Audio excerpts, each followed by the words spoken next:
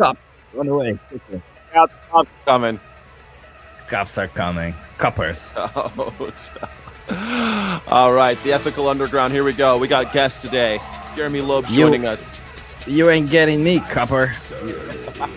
You'll never take me alive, Kappa. Kappa. Maintain your dignity.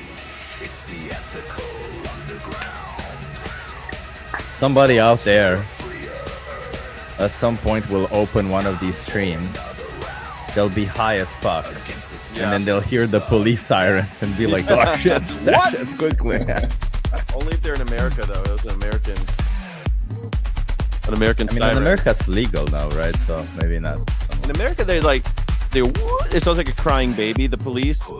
But in Europe, it's like... Oh, that's true. It does sound that way. Yeah. It's for thinking. Like, all right, let's go. Thank you all for joining. This is the Ethical Underground. My name is Skyjack Morgan. I'm here with that chip guy and Jeremy Loeb. You all should check out Jeremy Loeb and that chip guy on YouTube. Thank you so much for being here. It's funny that the cops, the doo-doo-doo-doo in Europe, in Germany, they say zu spät schon tot, zu spät schon tot, zu spät schon tot. Do you know what that means? No. I'm sure it's similar in Dutch. No, it means it means too late, already dead. Too late, already dead. Okay, makes sense. Man, the Dutch police is actually probably one of the better ones. I feel like it's not I mean, don't get me wrong; they still have a lot of aggression in them. Yeah, but I think they do also have some psychological treatment or something, because they don't just kick you. In fact, I think I think I told you before, there's a sport here in Netherlands called when the police stops you, that you try to annoy the cop. It's like, oh, what are you trying to do? Yeah. Get punched? Are you trying to get killed? Is that no, you're just the game? Hey, I wonder if I can get this cop to kill me. We have the same game. It's called Suicide by Cop. Well, they're not going to kill you here. You just go like, what is this injustice? I called one cop Hitler for giving me a fine. So, I've called lots. Well, I told him there was officer. I know it was a red light, but I went through the intersection safely. I looked around, there was nobody coming, and I was on a bike. Oh, the reason why the red light is there is so that it keeps the intersection going. Are you just a person who blindly follows rules? You know who else did that? The Nazis. Are you a Nazi? No, you did? Oh, yeah. No. Oh, that's good. I like that. That's funny because you ran up against something we're going to talk about today, which is, it's funny because you're from Romania, which is a Romance language, because they call it Romance, not because it's romantic, but because the Romans gave the language to the Romanians. And there's this thing called Roman law and Saxon law, where Roman law is exactly what you're talking about. I come to a red light at 4:00 in the morning. Nobody's there. Why wait? I'll go forward. I've observed the spirit of the law. But Saxon law is, this is the law. There's no spirit of the law. You follow the rules regardless of who's there. You wait for that light to turn green. So no matter what the law says. No matter what the law says. No matter what. Yes, yeah, that's fucked up. That's fucked up. You've run into that's culture shock, Chip. You, as a Romanian immigrant living in the Netherlands, have run up against culture shock. I think it's beautiful because it fits perfectly in with what we're talking about today. Like the largest segment of the day is how can you be anarchist and not have cops? But the reason why I want to talk about this with you guys today is because after last week, I did a solo show and I talked about just no borders. I actually just talked about borders, the ethics of borders. And of course, as a person who believes in no borders, I think that the technology of borders is an unethical thing by itself. People started in the comment section being like, well, how do you keep ISIS from coming into your country? How do you keep evil spies from infiltrating your country and doing whatever? And there's actually some case studies about this, things that have actually happened in anarchist groups. And there's but I thought let's talk about a few of the sticky extra points about anarchism, because I had my own questions. I had to research these things because I'm not the black belt. Like when I go out and do vegan activism or animal rights activism, I got answers for everything people throw at me on deck, like off the dome. I got it. Yeah. But with this stuff, I haven't done anarchism outreach or anything like that. I don't have it all on deck. So I had to start researching and like figuring out what the case studies were, what's the math behind it, and kind of like educate myself a little bit for this one. So I'm really excited about today's episode. Can we start with you explaining us what anarchism is, and then we complain about it? Yeah, anarchism is not anti-organization. It's anti-centralized government. It's it's pro self-autonomy. Everything about a government should be basically means no government, no rulers, no monarchy, right? It means that you organize as a group by yourselves. You organize amongst your peers and have flat hierarchy and don't answer to a central nervous system over it. It's a distributed power system. You don't answer to a central nervous system back in Washington or anywhere else.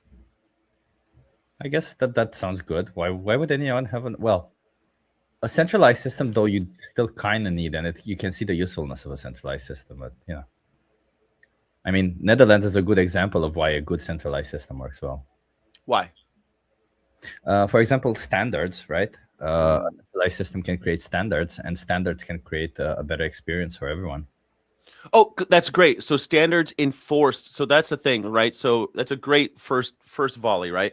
Standards, like let's say like DIN A4, right?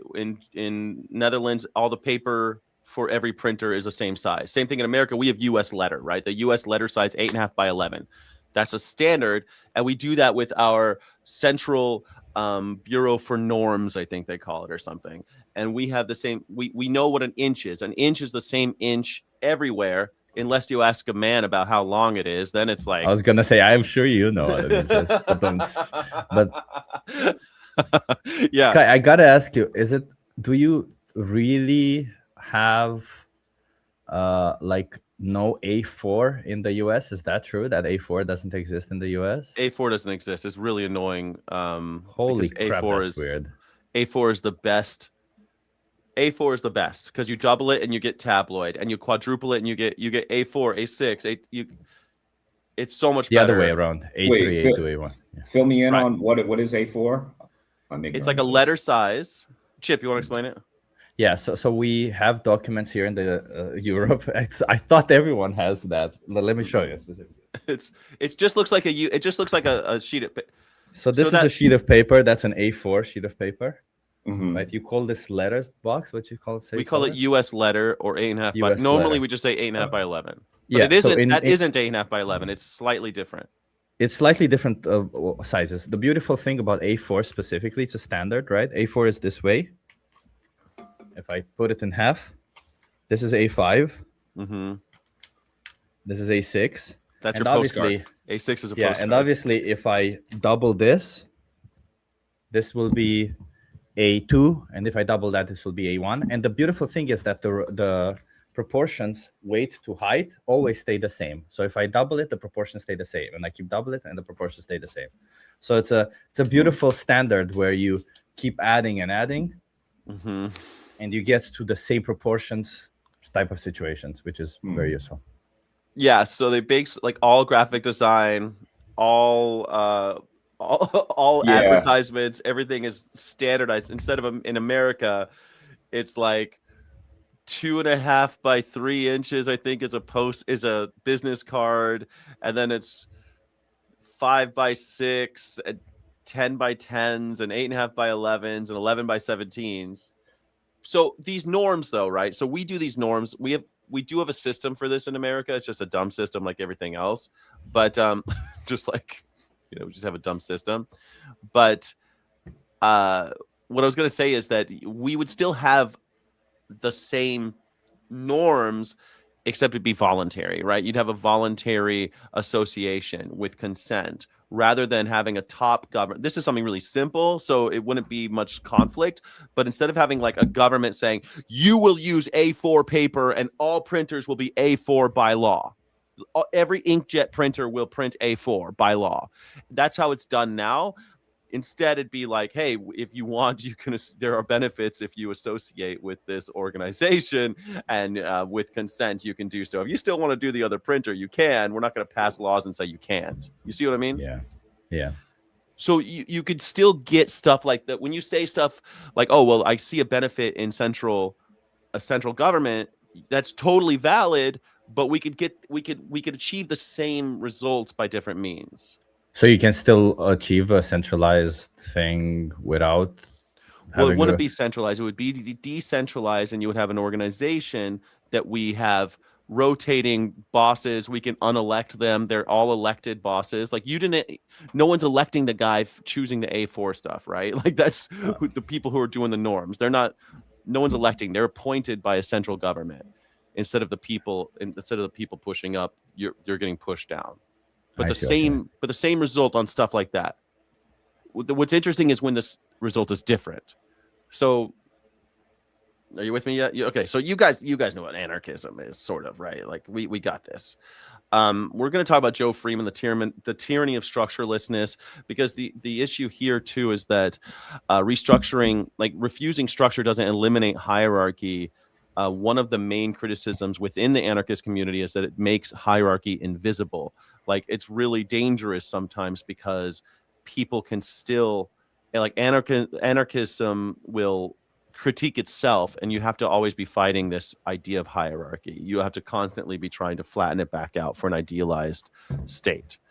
You with me? Or stateless society. Yes.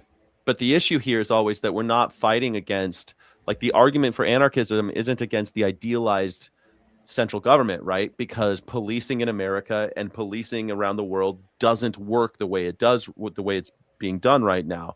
So we have to pose anarchism against what we actually have, not against the idealized how great it would be if policing actually worked. Like if cops were doing a good job. You know, if there were no unarmed black teenagers being shot. Unarmed black teenagers are being shot. We need to compare it to actual cops. But there's one of the questions on my video yesterday was last week, what happens to killers and rapists if there are no cops? You know, how do you do that if you don't have centralized government? I don't think you need. Is anarchy just like an implicit centralization? Is it just against an implicit centralization, or is it like, can you have anarchy but still have like a police force? So there are police forces, so to speak, but there aren't really. Like it's a little bit different, right? So it's a fundamentally different structure. You wouldn't have like sergeants and captains and all of these guys, and you would have more decentralized kind of militia, more like. You see what I mean? Because you wouldn't have, like with Kropotkin, crime is a pathology of scarcity, right? And hierarchy. So it's not like it's fixed in human nature that we commit crimes. People commit crimes because they don't have enough money, or they don't have enough access to food, or they don't have access to medicine. They don't have access. But in anarchy, everyone has the same access. So why would you commit a crime? So the pathology of crime is inherent in capitalism. Well, wait a minute, because not all crime is for money. It's also for Sometimes power, which is hierarchy. Not necessarily. It's also, you can see that sometimes domestic violence is just there because people are great. Stupid. Now that is the shit we got. Now that is where we have to like really, where the rubber meets the road. Now there are always going to be these other ones, right? Like crimes of passion, right? But we have to also imagine a world where the crime for money and power are gone, more or less, and the crimes of passion, you know, child molesters, people, date rapists, people that are just they are habitual criminals that we can't rehabilitate, right? People that no matter what we do, there are these assholes that we just got to deal with somehow, right? So how do we deal with them with no centralized government? Well, I think that there have been examples of this in voluntary communities where the community bases, like they do exile, they restrain them, and we have armed defense still. There's still armed defense against people like that.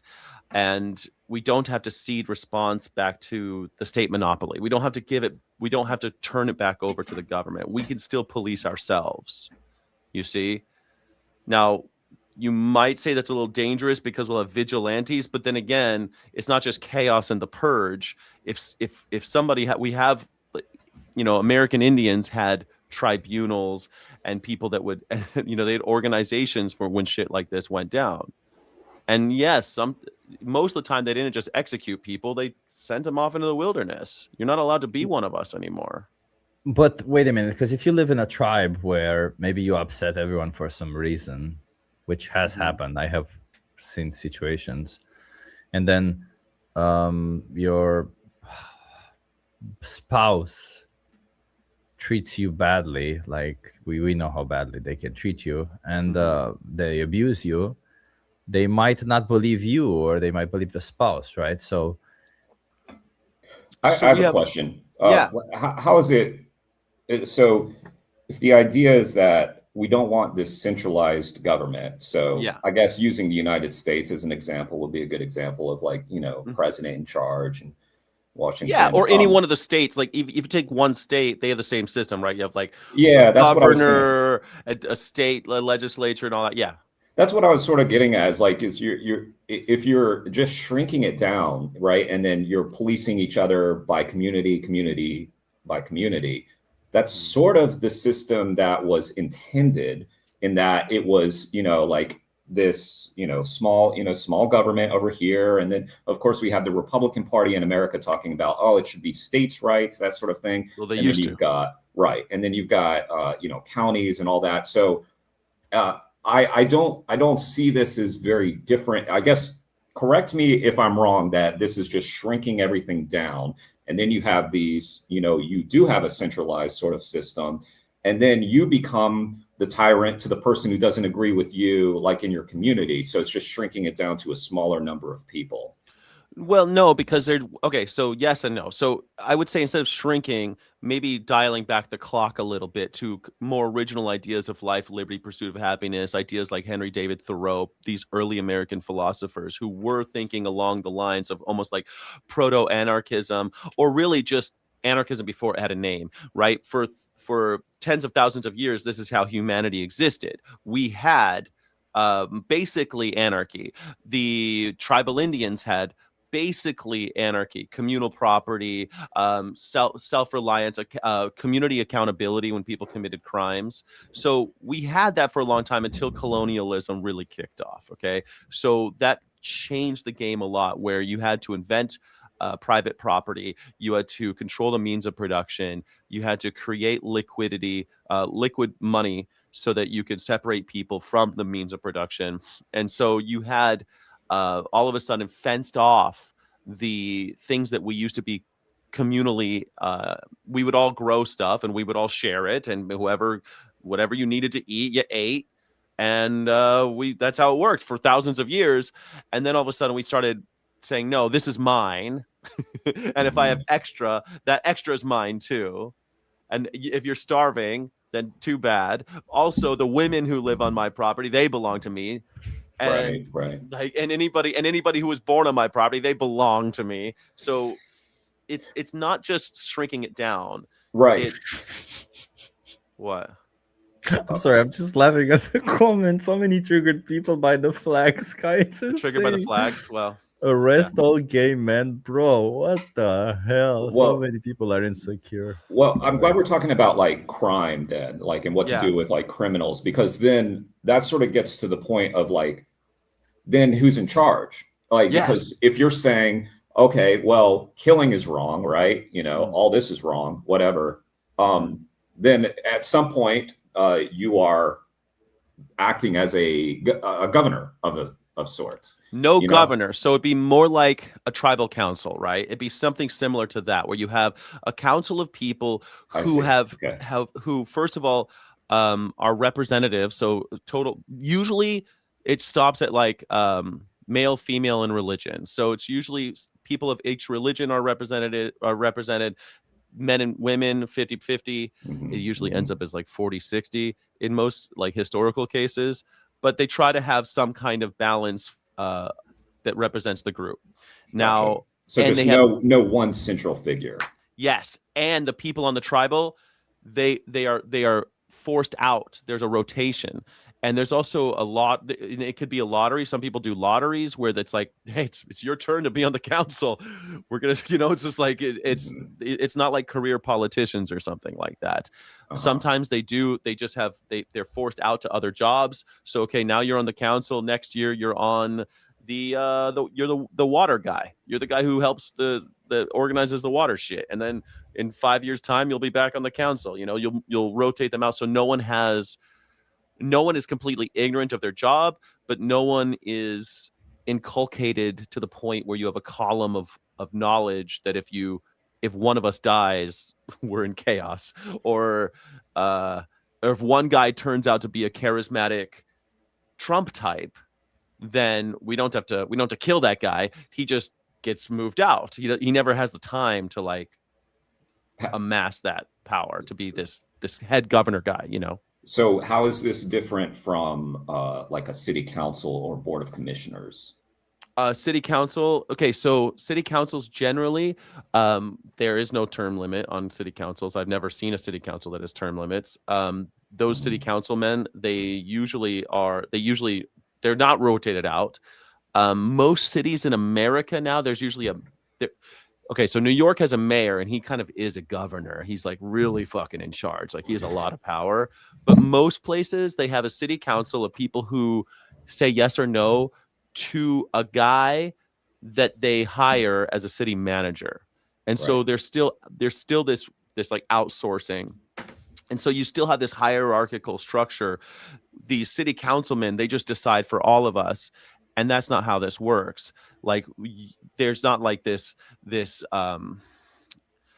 like right now you'll see these data centers, right? And right now these data centers are coming into cities all over America, and these billionaires can come in and buy those city councilmen. They'll give them money, and the city councilmen will just fuck these people who are here. I'll take the money and I'll vote to get this data center built. And they're not representing the people anymore. They're representing moneyed interests. So you see what I mean? So there's no way of I feel like I feel like maybe anarchy works in a lot of, like, it does solve a lot of the issues that capitalism definitely breaks. But I don't think it necessarily works in all situations. right. Because But hold on, a but let's not centralized- get yeah, go scattered ahead. though, man, because like Yeah. I want to get to all of it, but Yeah. but I want to specifically talk about cops first. Like what happens if people are raping and killing? And the big thing is because most of the pathology is gone, the theft and the robberies and stuff, a lot of that goes away. The power being killing your boss because your boss, that shit will go away. But rapists, child molesters, that type of shit. We have community accountability processes, and like Generation 5 Insight, they have anti-violence work, and where they can kind of incarcerate that person or move them out. But really excommunication works great because all of a sudden you can't eat, right? Like you don't have access to our food stores anymore. You don't have access to any of our communal property. You're out. So I actually have some questions for that, but yeah. Go ahead. Yeah, go. Yeah, so I was wondering about that, since obviously we might achieve a point. We were all aware that we're getting we're a society of overproduction nowadays, right? Yeah. And because the wealthy are hoarding all the fortune, we'll continuously stay a society of overproduction, more and more of overproduction. So we're essentially going to get fucked because we're going to produce so much. And not only, but we're going to produce so much, but as opposed to other times, more and more people are going to be replaced with AI. So overproduction is going to get even worse as time goes by. So I'm wondering, at some point, we will have to just renounce money and be like, you know what? We're producing so much, just put it in the store, and only the corporations pay taxes or whatever. Only they use this, whatever they use. So Kropotkin actually talks about this idea of abundance and overproduction. way before, and he talks about it in the age of the steam engine. And with the steam engine, we can go these distances and create all of this wealth and mine all of this earth, but they'll actually put caps on how much coal we get out. We could mine all the coal we need, and then everyone can go home and stop working. But instead, they want people to keep busy. What does that look like with AI? That's the big scary thing, right? Like, what does it look like when everyone's not working all of a sudden, and the coal or whatever, the corn, whatever you want to say, is controlled only by these 4 companies. So they own it all. They put a fence around all of the resources, and we still aren't working for liquid money so that we could buy resources from the company store. Like, yeah, but at some point, like, money is going to be irrelevant if the only people making money are the rich. yeah.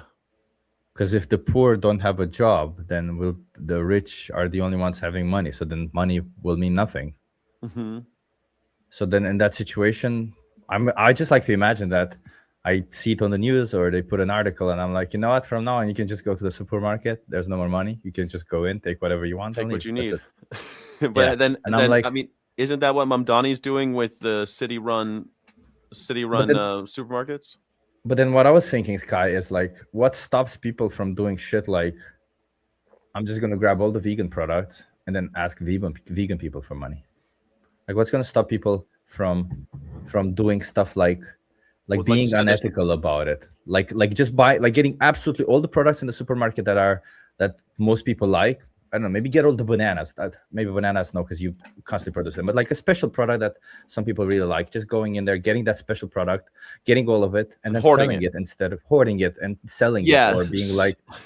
So this is actually still have some regulations, right? You should still have something telling you to not do that. So this is actually a thing that anarchist communities have encountered. People who are either usually it comes in two the biggest problems in anarchist communities that they have to deal with are people who are lazy and don't want to work. They just don't want to contribute anymore. And so that's always an issue, right? You have to contribute to be able to get access to the library and to the food and all of these things. And people who hoard, people who say, I'm going to take more than I need. And then you have food spoiling in their cupboards. That doesn't work either, right? And so you have to have a mechanism by which to kind of to control that. But that, again, comes with community accountability.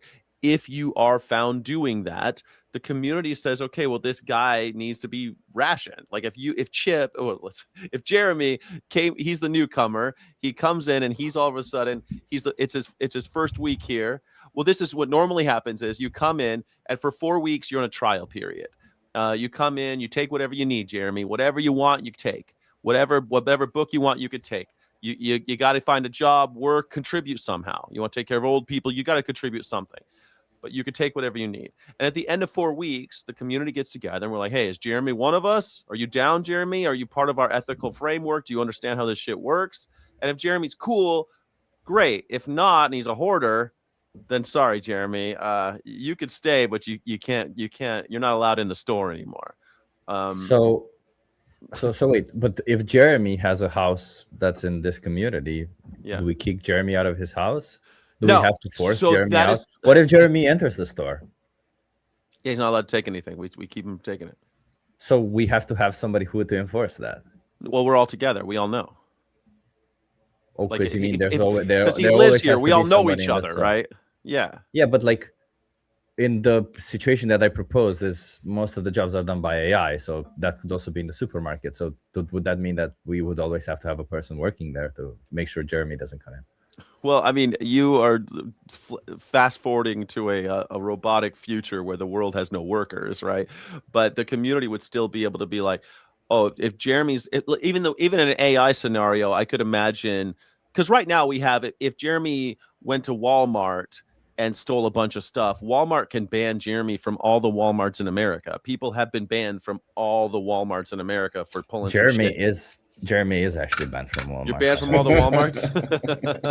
I mean, they ban activists all the time from you're banned from all the Costcos. You're banned from all the Whole Foods. They do that.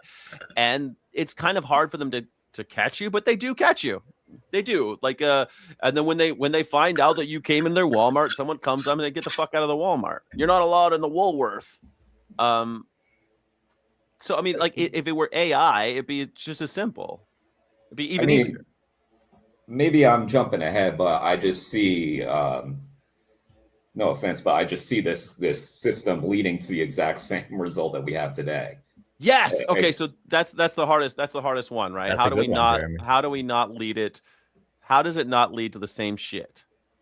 That's a Yeah, great. because like imagine if you had a person who did something bad in my community, and then they go to another community, and they did go to another. Wouldn't you want a system where you can tell every community, "Hey, this guy's a pedophile"? So in the Whoa, Chip. yeah, Chip, Not maybe you, not. Maybe Jeremy. not. Oh, we said, He hey, steals at leave me out Walmart. of He's this. just a He food steals hoarder. at Walmart. Okay, this guy steals from your stores. I'm sorry, that was too much. Yeah.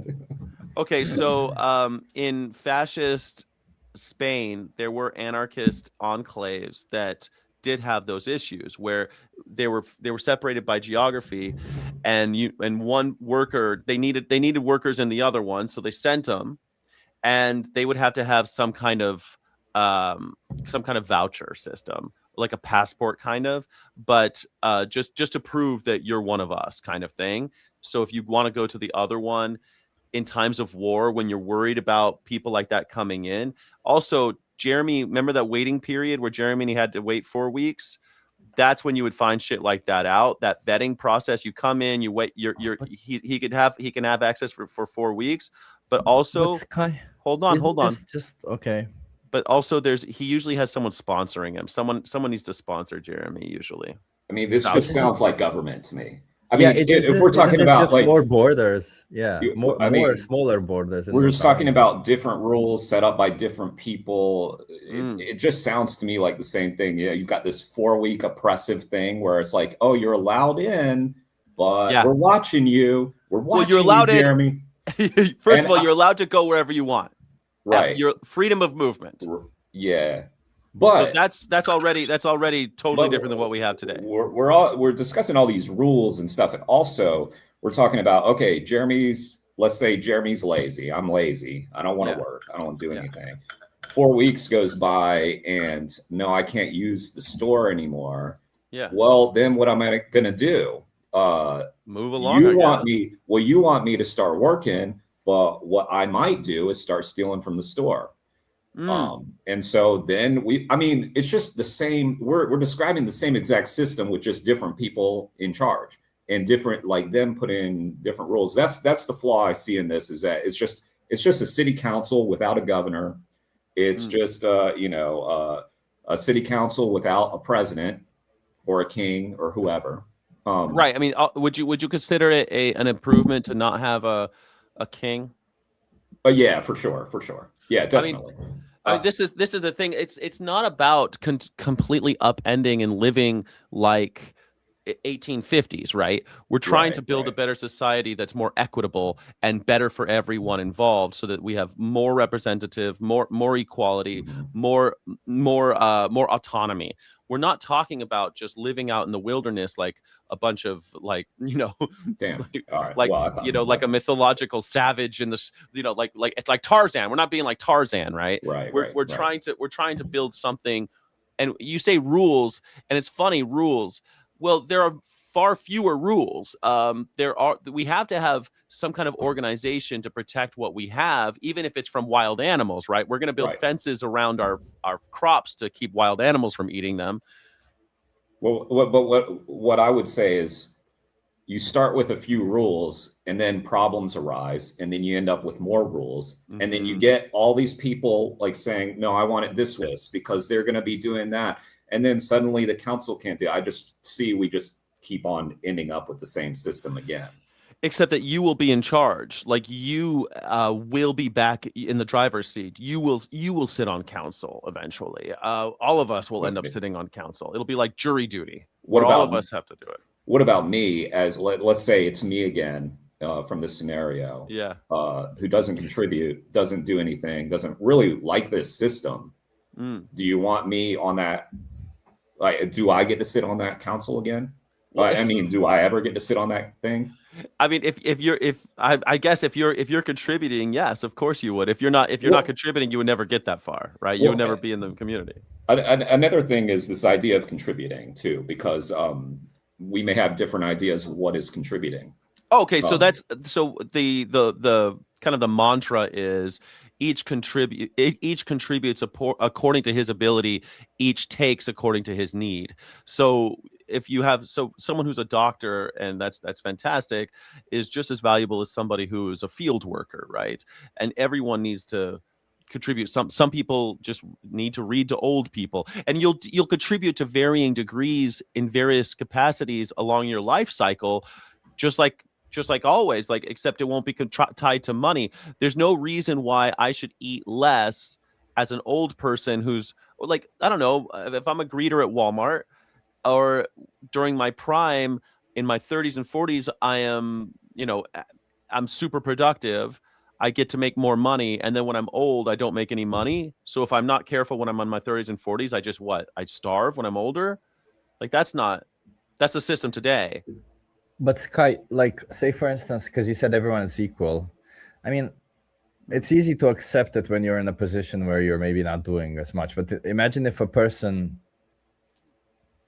carries wood, just chops wood all day, carries wood, a heavy physical job, right? We need that guy, right? We need that guy for sure. You need wood to build stuff, right? So you do need, or to burn it for whatever. Or burn it, or whatever reason, yeah. Sure.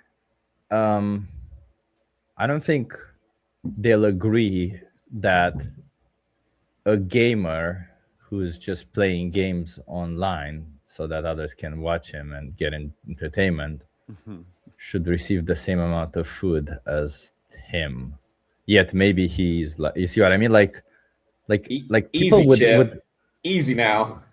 Oh, I'm sorry, Jeremy. Am I poking at you too much? Jeremy, do you do a lot of gaming content, Jeremy? He does gaming also. Okay, well, cool. I've been doing a lot more gaming content lately too. So much at Jeremy. I'm sorry, Jeremy. Okay, so food away, Chip. So a couple things. That you could just as easily say, and people have said this historically, that the actor on the stage of a play isn't as valuable as a person. That's how we treat our artists right now in America, the way you're describing, right? If you're an artist, you are fucking, we drive you crazy with poverty, and then we don't even give you an insane asylum. You die in the gutter. That's always, that's the fear of every artist and every entertainer, every guitar player. That's your fear. That's what your parents tell you. Oh, you want to be an artist, do you? Artists die in the gutter. You better learn. I remember when I wanted to be an artist, my parents told me I better learn how to be an architect. If you like drawing, be an architect, because that's the only way to make money drawing. And I got a job at an architectural firm. And like, so what you're describing is the status quo, but if you're contributing art, why wouldn't we always have an artist class? There's no reason why we'd say, oh, artists. Yeah, but even within art, Sky, even within art, you'll know, like, especially if I'm a person who likes modern art a lot. And even when I see something extremely simple made, I understand the process behind it. I understand that sometimes even the simplest thing took a while to make its work. There's nuance to it. There's a lot of stuff, right? But yet somebody would look at that art, that modern art, and be like, what the fuck is this? And then they look at something from the Renaissance and be like, oh, this is real art, right? Because a lot of people don't really know how to judge with like art or whatever. And so imagine somebody just puts a trash can in the middle of a room, right? And for whatever reason, they someone's doing like a Duchamp. Okay, so there is modern art that way, which is extremely simple. And a lot of people famously signed a toilet and called it a fountain, right? Okay, I didn't know. Yeah. Duchamp's famous. It's a famous thing. He's an absurdist artist, and anyway, so artist class, always a difficult thing, but even in the artist class today, they contribute in other ways. Most artists don't do art 24/7. They usually have a job at a coffee shop. They usually got other shit that they do. And the artist we don't want that.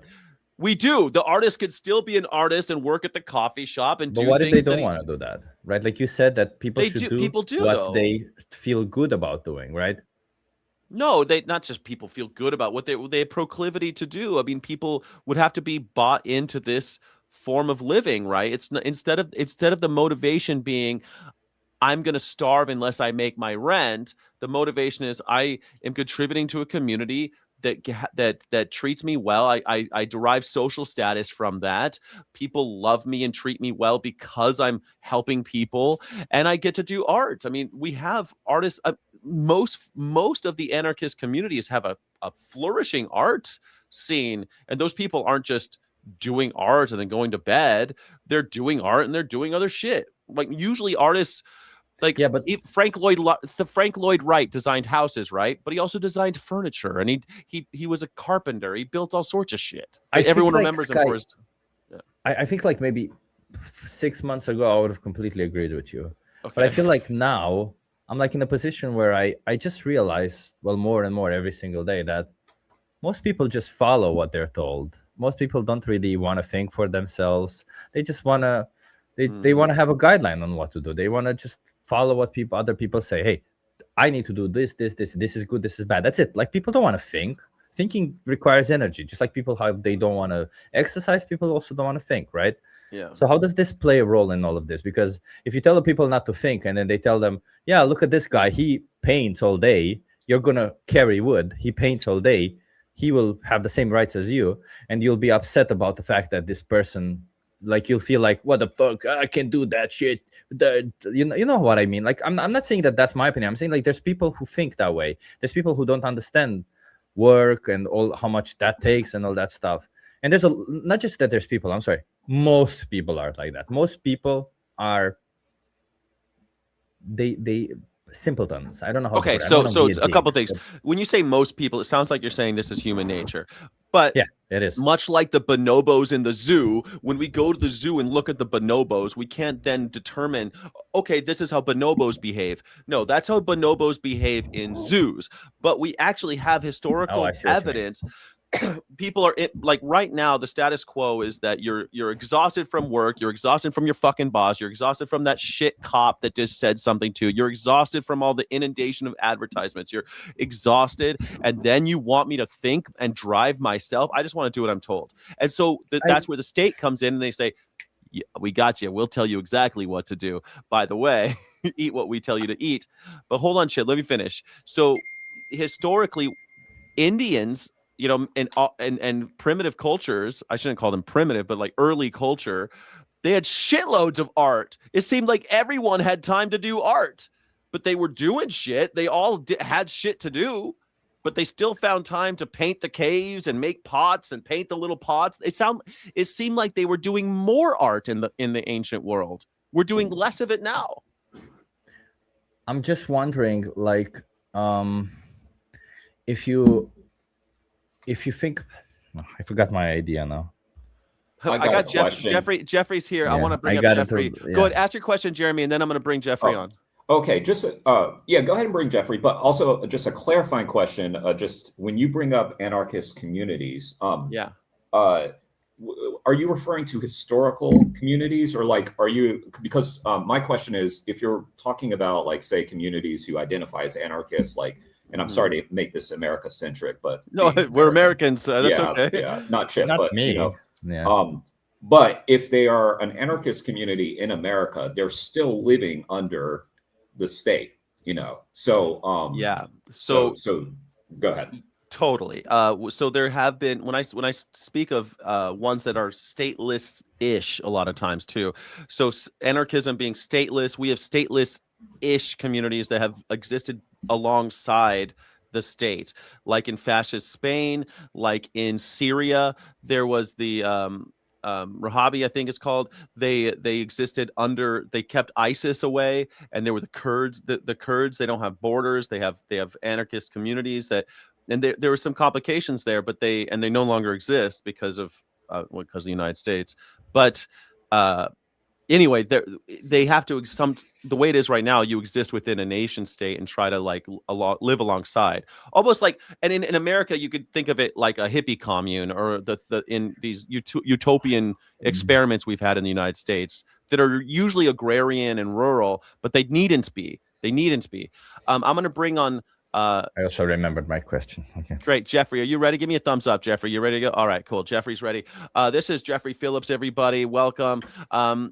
Jeffrey is so the way I thought we'd organize the episode was actually that Jeffrey and I are going to be the anarchists, and we have the skeptics or the neophytes or people with questions, and we try to address them and talk about anarchist communities and stuff. The one we're on right now, we already covered no cops, but we can always circle back. We always circle back to no cops, and we definitely didn't really solve that. Well, what do we do with rapists and killers? I guess. I also have I feel like we're presupposing that a lot of the issues in society or in general are coming from just the lack of money. But in fact, a lot of the issues can also come from poor mental health, people growing up in a bad family that had poor mental health. And there can just be a lot of these situations that can still exist in our anarchy, right? So say, for instance, I had people who, I'm thinking of people who were, when I was young, who didn't like school. They were kind of lazy, or so the teachers called them. They were unmotivated, but they were probably in that situation because of family situations that they had.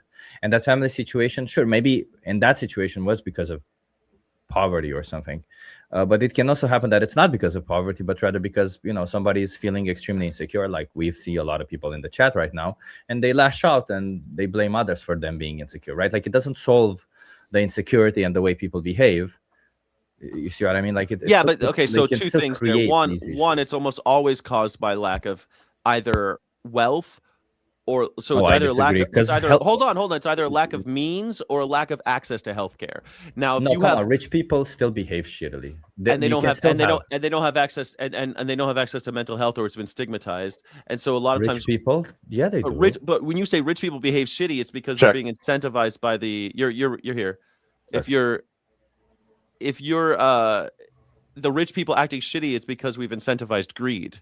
They get profit out of that. The profit motive. No, but I mean, like, they actually, they're rich people who have access to mental health, have access to healthcare, and they still behave shittily towards their kids. They still have, because of them being extremely insecure about their own masculinity or their own whatever, right? Like, far be it from it, like, that's the thing about it. Emotional maturity is not something that comes with wealth or education. It's something that you need to work on in a completely different way than all others, right? Like, just like any form of intelligence. Okay, so my question is, how do we deal with it now, and how do you think we should deal with it? Oh, well, I think we need to teach people about emotional intelligence and have all that stuff more in schools and explain to people what happens and all that stuff. And obviously that would still put, like my point in this isn't that anarchy wouldn't solve this. Obviously, it's a separate issue from anarchy, and you could still solve it in some similar way that you would in an anarchist system or in a non-anarchist system.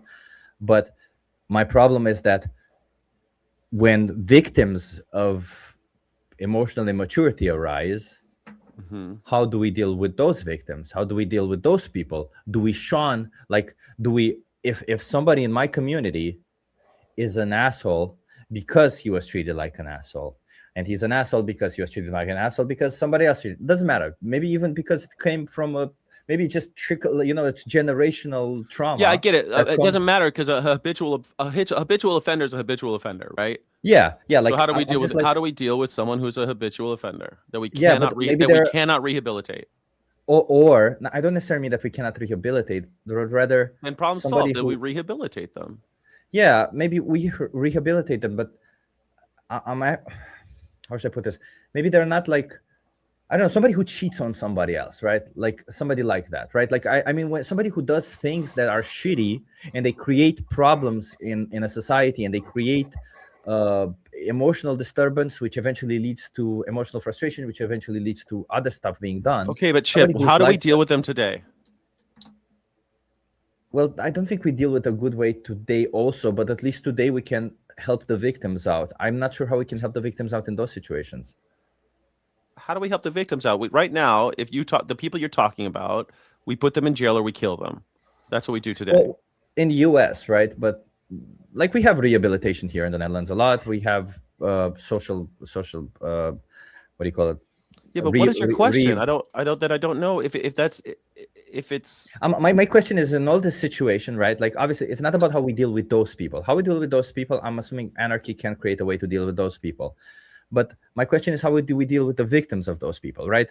Like, for instance, what has happened in my vegan community is we have had a couple who they broke up and they were both shitty to each other. They were both shitty to each other, right? And Yeah. it can happen.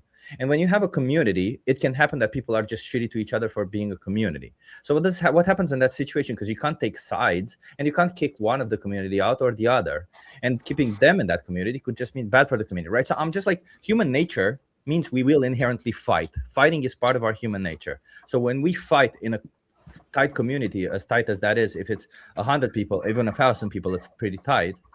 Then what happens next? Let me ask how do Jeffrey. we Jeffrey, kick what do you somebody think? out? I think I know, Jeff. What do you think, Jeffrey? What's the question? So if you have two people who are you have spousal domestic dispute, they're both shitty. Yeah. They're both shitty. What does the community do? Nothing. Call me old-fashioned, but I think the level heads in a community can figure out better ways of dealing with bad actors than the government does. Right now, if you're victimized, you become victimized again by the state, by the state taking that the bad person and putting them in jail. The victim's being taxed for that bad actor to go to jail for however long. So it's getting victimized again in the system now. But I think for the real bad actors these days, police are policy enforcers. They're not really out there doing anything. They're not doing they're rarely finding murderers and killers and rapists. So when those few bad actors do pop up, the level heads and the smart people, the men of the community, can figure out far better way of figuring out what needs to happen with those bad actors, dealing with the family of those bad actors, the friends of that bad actors, the people in the community. They could find a way better way than using the state to put that criminal into jail to become a super criminal, to come out and cause more problems. How we have things set up now is awful, inefficient, victimizes, makes the victim a second time. Like he was saying, oh, we got to take care of the victims. Getting rid of the criminal is how we take care of victims, to make sure they don't become victims again. They don't need to be compensated in some way by a state or anything like that. But we also have to make sure that the victims don't become criminals themselves, though. I mean, that's also something that we've seen, right? We have someone is victimized and they become especially with things like hereditary, like people who are victims of child molestation, or people who are victims of spousal abuse, and we do see some of that. But Chip was talking about, but I think you're right. I think that we could figure out a better way of handling that than the state coming in and taking away people's kids and doing shit. And the free market could find far better ways of doing things. All these services we get from government would be given way better by the free market for a lot of reasons. Maybe I can explain. I just feel like when it comes to communities, right? Like for me personally, I feel more anxiety being in a community than a smaller community.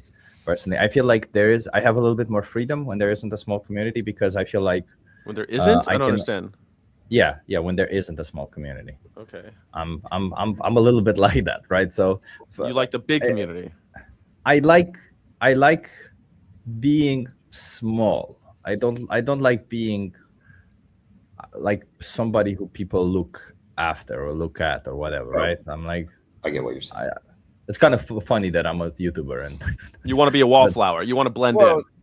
Not necessarily blend in. I just want to do my own business. I don't want to necessarily, because I have days when I want to do one thing and days when I want to do another thing, right? I want to have the freedom to pursue what I want to pursue, and I feel like that can create a lot of animosity when you have a smaller community, because you're like, what do you mean you don't want to chop wood? Who's going to chop wood now, right? Oh, because you're all on the hook. Something like that, right? I feel like that's also like, because I went to Romania now, and my dad is a devoted communist. He isn't one anymore.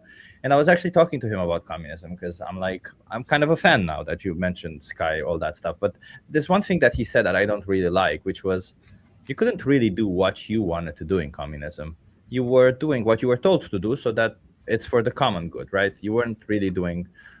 So under communist Romania and USSR, they had someone telling them what to do. They had the state telling them what to do, which is exactly what anarchists. Also, communism supposedly is moving towards. Like, communism wants a stateless, classless society.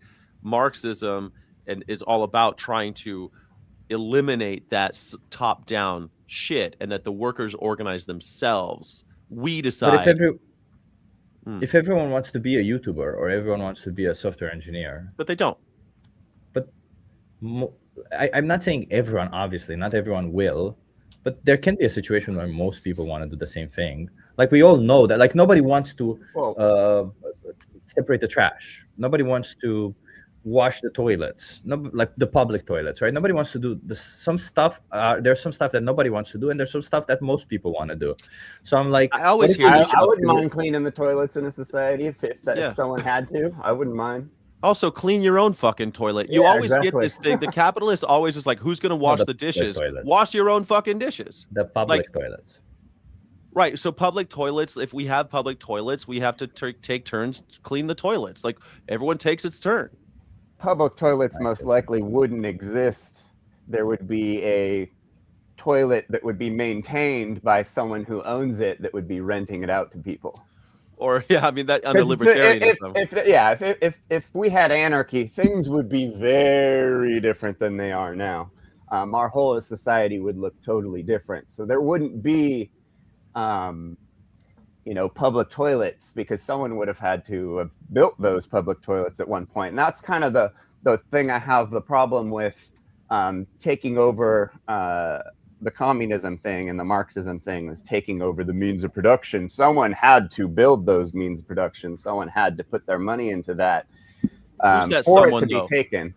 That's what Kropotkin talks about, right? Like, so in the great scheme of all the people who have lived and died, all of human effort have created these means of production, so they belong to all of us. It's not someone, it's all of us. Our entire human history led to the steam engine and these factories. It wasn't someone put the money in. Someone took money from others and then used technology of others, and then said, okay, now it's mine. I'm going to put a fence around it, and now you have to pay me.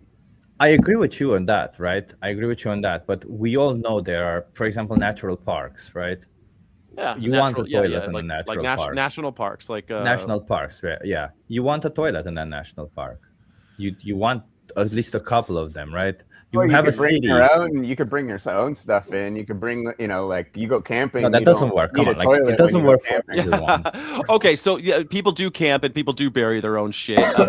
But when you have things like that, that's a great example of how the state is taking money from all of us, and they're built. That's an example of socialism. They built a toilet, and we all pay for that toilet.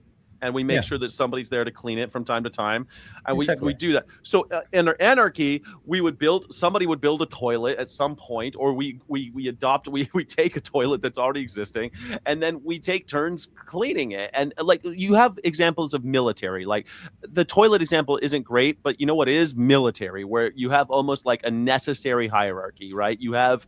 But the more distributed it is, the better it works, actually. So you don't have some general in Washington telling you what to do. You have people on the ground making their own decisions for a stated purpose and goal, and then you act in concert. And also the troops elect their leaders. The troops elect who is the boss, and they follow it to the end. So. Sorry. Let me just. So the toilet still needs cleaning in a military situation, right? You have to have military camps, and you have military toilets. Like, they figure it out. Sorry, I think this toilet example is that might be I think it's actually a good example, because you're talking about this system what we have where everybody's going to take turns cleaning the toilet. No, they're not. Yeah. No, they're not. They're going to go in there and piss and shit everywhere and leave. And then it's going to be fucking like disgusting. Because that's what happens now. That's what happens now. That's what happens now because everyone thinks they're above cleaning toilets. But Yeah. that's what happens now because everyone's like, I went to college, I don't clean toilets. But you know what, man? When shit needs doing, look, man, I've worked in restaurants. I've cleaned lots of toilets as the general manager, the top boss. I've cleaned toilets, and sometimes I had to ask other people to clean toilets, and everyone cleans toilets. Like, if anyone who's worked in a restaurant knows that every server has to take turns cleaning the toilets. Every gas station, the person who's behind the cash register, they all take turns cleaning the toilets. Like, well, maybe, like, I don't But know. there will Like, always this, maybe you have like people who are cleaning. Anyway, I feel like it's such a innocuous example, but it does kind of get to the heart of like what. Yeah.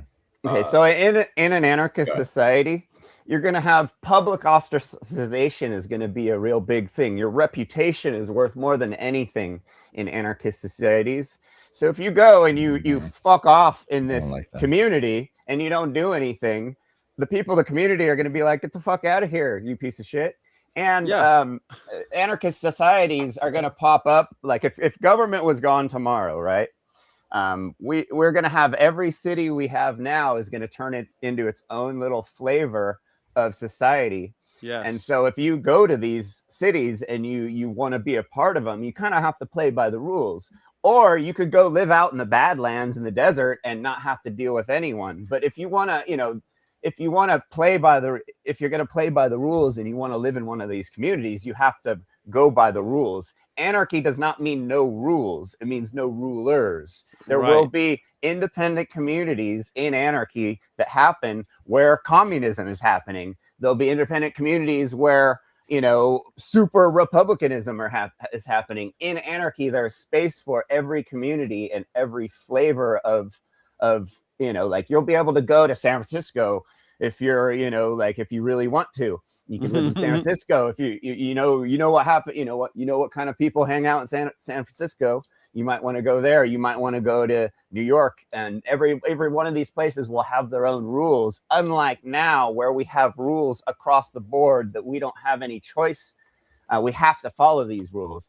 In anarchy, all anarchy means is you don't have a gun to your head by the government, but everything's going to look the same. People think it's going to be Wild West. When the free market takes over, these communities are going to be awesome.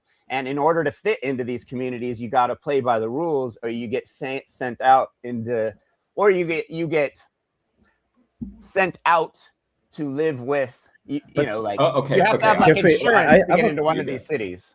Go ahead. I have a problem with what you said. First of all, you said that it's based on reputation is very important. Yes. I severely hate that. I hate that so much because let me explain why I hate that so much. Because me as an animal rights activist, right, as a vegan, I can tell you that when I tell people to not exploit animals, they freaking hate it. But that's and I would have a reputation where people, where I would have that's nothing to do with your work. Always be, but that's nothing to do with the reputation of your work. What are you talking about? Like I'm just trying to explain. What I'm trying to explain is that when you're going to be a person who challenges the system, a person who challenges the tribal tradition, whatever it is that you've always done, your reputation is not going to be a nice one if it means people are not going to like it, right? So, and we can't we have to take into consideration that people will be religious, people will follow traditions, because that's just how humans are. You're going to likely live in a community where veganism is accepted, though, because that's where you're going to choose to live. But also, just to be clear, I don't want veganism in my community only. I want veganism everywhere, because veganism is a justice movement. Well, I want not injustice something you can everywhere. That's not how the world works. But the world could work that we're not killing animals. It perfectly could, but fine. And here's the other thing: someone who's doing that, you'd have to have, first of all, your ideology is welcome at the table of all of these tribunals, right? All of these tribal councils. You aren't discriminated against because of your gender or your ideology or even your religion. You're not discriminated against by that. That's already in That's baked in the cake for anarchy, right? When he's talking about reputation, we're talking about the social status that you derive from a job well done. People like the pat on the back. People look up to you as a great member of the community. If you're the smartest guy, a doctor's a great example. They just mostly work with their brains, and everyone looks up to them, right? And meanwhile, the guy carrying wood, we can look up to him because he does a great job carrying wood. The way it works in capitalism is the doctor, we pay a whole bunch of money and give him a big fancy house, but the person mowing all the lawns and making sure everything's pretty, making sure the roads are nice, people look down on those people. And that's fucked. Wait, are we dirty comparing? work. But are we comparing capitalism to anarchy? Because there's obviously some middle ground, right? No, like we can't anarchism is based in open markets and people being able to do whatever they want in these open markets. Well, anarchism is communal property. So we're talking about open anarchism is always going to end up going towards communal property where we have no one owns the means of production, and you take what you need and you contribute what you can. Okay, that's where we disagree. Well, I know, because you're more libertarian. That's okay. We're allowed to disagree. But anarchism taken to its natural ends is everyone walks in the supermarket. 100% harmony, everyone working together. Yeah. Right. Okay. Yeah. No money, Yeah. Right. These are no money. So if it was set up in the way that you're describing, Jeffrey, at the beginning, right? So how do you ensure that it doesn't start to degrade over time and become less and less the system that you want it to be and become what we have? Well, because no one wants that. No one wants to have their money stolen from them. No one wants to. Well, most people are in anarchy most of the day, and most people like that. Most people don't want a cop in their house watching them with a gun to their head, making them do things they don't want to do. Sure. So, and by having multiple flavors of communities, you have people that will gravitate towards those areas where they want to be. So if someone wants someone wants to live in a prison state, basically, where they have cameras in their house, if that makes them feel good, they can move to a community where that happens, and they have the choice to. The problem with things are now, we don't have a choice. We can't opt out of the system. In anarchy, you can opt out of whatever local systems there are. Right now, you can't. Like I said earlier, people think, oh, we're going to be back in the Stone Age if we go if we lose our government. But as you've seen, we've had no government many times in the past 10 years where they've shut down the government. We've been fine. We don't need this government, and we don't need to. Not just that, government forces us to live in cities because it's really easy for us to tax us. We're not supposed to be living in these big cities. Come on. So, living in cities is not because of that. Cities are absolutely because of that. Central. Cities are essential. Even in the ancient world, in the ancient world, they had cities, and they usually failed. What are you talking about? What's that? They're extremely efficient. They are not efficient. They're efficient at taxing. They're efficient let me just explain. Putting someone in cities exist. In the last 10,000 years, we've been building cities and they collapse. We build cities and they collapse, and they collapse under the weight. They collapse under the weight of the people. Hold on, guys.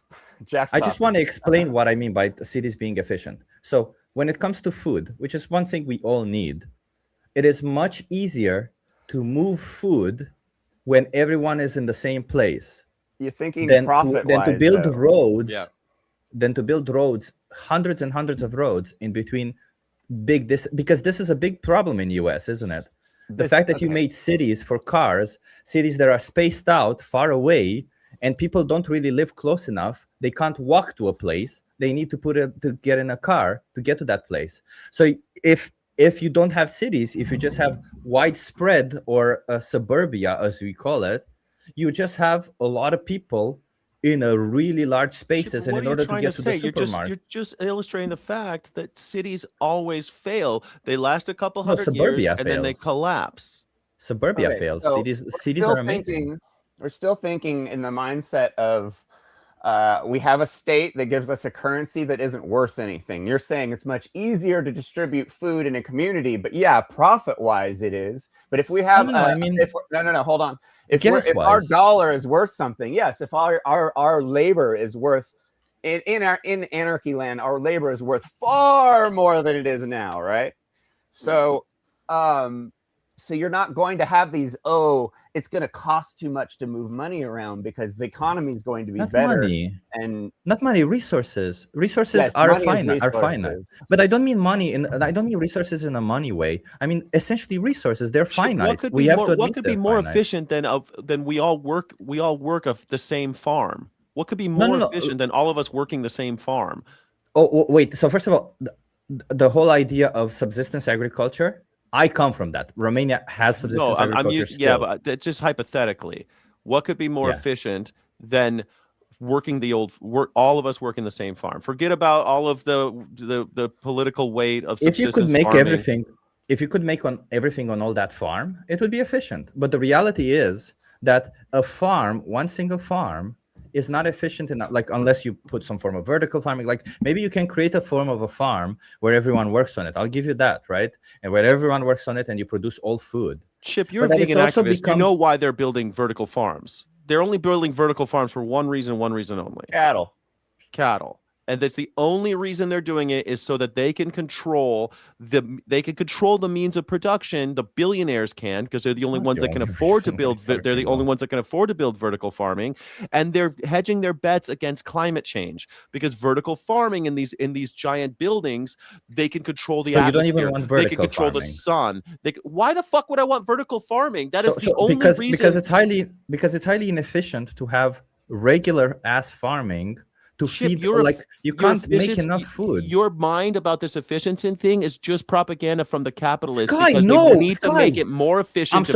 No. That's why they're doing that. My grandmother made food for herself. My grandparents were subsistence agriculture. Mine too. I'll tell you what, they didn't have everything. Did that. No, Sky, they didn't have everything. They couldn't have everything. My grandfather was a farmer. You can't have everything on your own farm. It requires way too much land for one person. You don't need everything on one farm, dude. That's why trade. That's why you live in a community. What do you mean? That's why community exists. Yeah. Okay. So imagine if everyone has a farm, then everyone lives far away, and then you have to drive everywhere, and then you have to use gas. And then in order to use gas, you have to thinks it's going to be Wild West. He thinks we're going back to the Stone Ages. I don't think you're going back to the Stone Age, but this whole idea that cities suck, I think it's so misinformed. Cities are freaking amazing. Maybe cities in the US suck. But cities the cities that are made for people, cities are actually amazing. This is just a red herring. This is a red herring about this city thing. Let's get past the city thing. Cities are great. I've lived in cities, and I lived in towns. I've lived in the country. I understand the benefits and pitfalls of both. Okay, I've lived all over the fucking world, by the way, in cities and rural areas. So I'm very experienced with this. But this whole idea of vertical agriculture for efficiency only serves one purpose, and it's profit, and it's profit for the billionaires, and it's hedging their bets against climate change so they can continue to distribute the means of production and keep it from you. That's all it's there for. That's the only reason. They're not doing it to feed humans. Maybe that's what it's used for. Maybe that's what it's used for. It doesn't mean that that's the only thing it's good for, right? That's its purpose. No, that's not. That's why it exists. Yeah, but that's a little bit like saying that's the purpose of a farm animal. That's why they exist. No, it's like saying that's the purpose of a gun. A purpose of a gun is to kill people or defend yourself. That's why a gun exists. Can I cut in? Like, wouldn't I don't know much about this topic. Wouldn't the purpose of vertical farming be to use less land to farm more food? Exactly. For that's whom? My purpose. For everyone eating. living there. Yeah. So that we don't have to use so much land. We don't need very much land. We need about 24% of the existing farm right now just to feed humans. I know that. Okay. But why would you need more land? Well, I'm just saying, like, isn't the purpose of vertical farming to use that less land? To feed more animals. You're describing a vegan world. You're describing veganism. No, I'm not describing a vegan world. You guys are describing veganism. When you say that we only need the 24%, you're talking about not feeding farm animals, right? Right. If we don't feed farm animals, right. So but why are we feeding? Okay, so it's not about vegan world. This is not about veganism. Okay, go ahead. Sorry, but but the reason why this is great is because since you're all vegans, you already know all the facts about farming. But the reason why we use all this land is not because people like eating animals. It's not because people enjoy hamburgers. It's because because these big companies like Cargill want to take 16 pounds of grain, funnel it through a cow, and sell a pound of flesh at a higher price. It's just in pursuit of profit. The only reason they want to make farms more efficient is not to feed more humans as some utopian society. It's to feed more animals so they can make more money. That's the only reason they want to do it. Now they have to figure out a way to grow more grain on a plot of land so they could feed more animals, because in capitalism, you grow or you die. That's not about trying... I understand that. So it's not about veganism. It's about the profit motive marching us off of a cliff. These vertical farms people are talking about is a canary in the coal mine. Once we start doing these vertical farms, that's the beginning of the end, guys. That's fucking apocalypse time. No, come on. You can still have a vegan world where you can use less land. But we moved from the subject. It's not. So that I want to come. Fucking lie, Chip. I want to come back to it. So before I don't want to, even if we go down the road, it's not. Everyone has their own farm. Hold on, no, because you keep saying the same thing and it's a lie, Chip. They're not trying to grow more with less land. They're trying to grow more efficiently so they continue to make money. I understand, Sky, but that's not a given. Sky, that's not a given. They don't have to do that. Climate change isn't a given. Okay. No, so let's imagine that we have a vegan world. I'm sorry, Jeremy, and I'll be done. Right. Let's imagine that we have a vegan world. No more feeding for the animals. We use regular land. Yeah. If we could have the agricultural land by using vertical farming, why the hell wouldn't we? There'd be no reason to.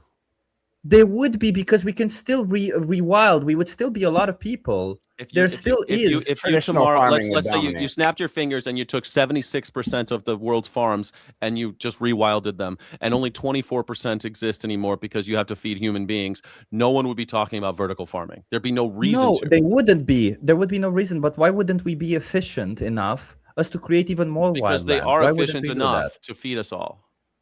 Yeah, but not efficient enough to rewild and slow down or reverse climate change. If you rewild 76% of the farmed land right now, there's no motivation to build vertical farms. Okay, I think we're way off track. Let's move from this subject. Yeah, but just to summarize, I think that Chip is describing what the ideal would be. He's not describing what the companies that are proposing doing this are doing it for the purpose of doing it. And when we say the stated goal is to feed more people, I know that companies are trying to make profit. We understand that. That's the whole point of what they're doing. We live in that world today. So that's the sort of baseline where I think maybe the disagreement was happening. Now, I agree with Chip in that if we, got rid of 75% of the farmland because we have a vegan world, we don't have to feed farm animals anymore. It still makes sense to give that land back to the animals if we can vertical farm. That why wouldn't we? I truly do not understand why we think we're entitled to that land and the animals aren't entitled to that land. We're also animals and we need to eat. If and we can do it with vertical farming. We have innovation. There's no reason. The only reason. Listen, guys. I'm not a vertical farming advocate, again. By the way, I don't really care. But, vertical farming is being sold to the human populace as this ultra efficient way of feeding more people, and that's not what it actually is. It's an ultra efficient way to make more money for the billionaire class. That is why it exists. There's no other purpose. They are not trying to feed more people. They're trying to make more hamburgers. Sure, but can it not be at the same time invented for profit, a good way to make profit, while also a good thing that would save a lot of land? No. It cannot be both at the same time. Yes, it can. Okay. Come on. Open your mind a little bit. Let me ask you, do you believe there will be do you believe that they are going to stop farming what they're already farming in order to replace it with vertical farming? Is that what you think? We're talking about utopias right now anyway. This whole discussion is a huge hypothetical that is not realistic and not going to happen. But people want to do it. And you guys are repeating the propaganda talking points of the billionaire class. No, But we're I don't- saying I don't- Jeremy is right. We're talking about a utopia now, and in a utopia, why wouldn't we, if we could reduce the land by 75%, as you said, by no longer having animal agriculture, why wouldn't we reduce it by 87.5% or right, 98% by using vertical farming? Fine. Because around those vertical farms would probably get kind of like gross, because you're going to be blocking out. You're going to have a big warehouses full of stuff instead of just putting it in the ground. Doesn't really make a lot of sense. But I mean, in anarchy, in this utopian land, people will do vertical farming and they'll be allowed to, and people will do normal traditional farming and they'll be allowed to. There's not going to be someone around saying you have to do this or you can't do this. The markets will bring these things up. People trying to fix the problems that we have in society. I think we're getting stuck on kind of a topic that's just not really important. But I wanna ask you on this topic. Let's say everyone is farming, right? Like this, I was coming back to this, and you say we do trade, right? Like I give you an apple, you give me a banana back, right? Barter. And let's say an apple to a banana works fairly simple. I give you an apple, you give me a banana back. But if somebody makes I don't even know, like there's these big ass fruits in durians. Durians is a good example. I know not a lot of people like durian durians. fruit. Yeah, but they're fucking huge, They right? stink. And they stink, right? But like if say somebody makes a fruit like a durian, which has so much in it, is that equal to an apple? Like, do I still trade it to an apple?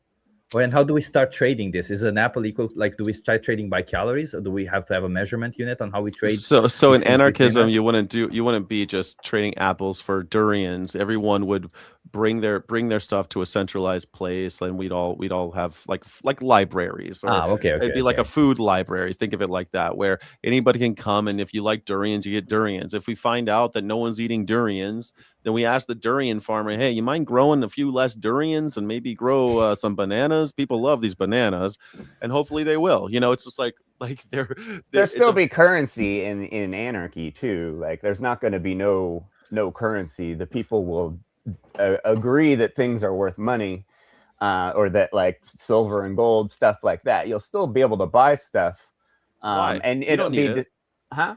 Well, it's going to happen now. It's going to happen. Why? I just like the maybe not at the not at the end. You're telling the like the idea of like like we're not going to have leaders, but Jeffrey is just describing how this is going to work.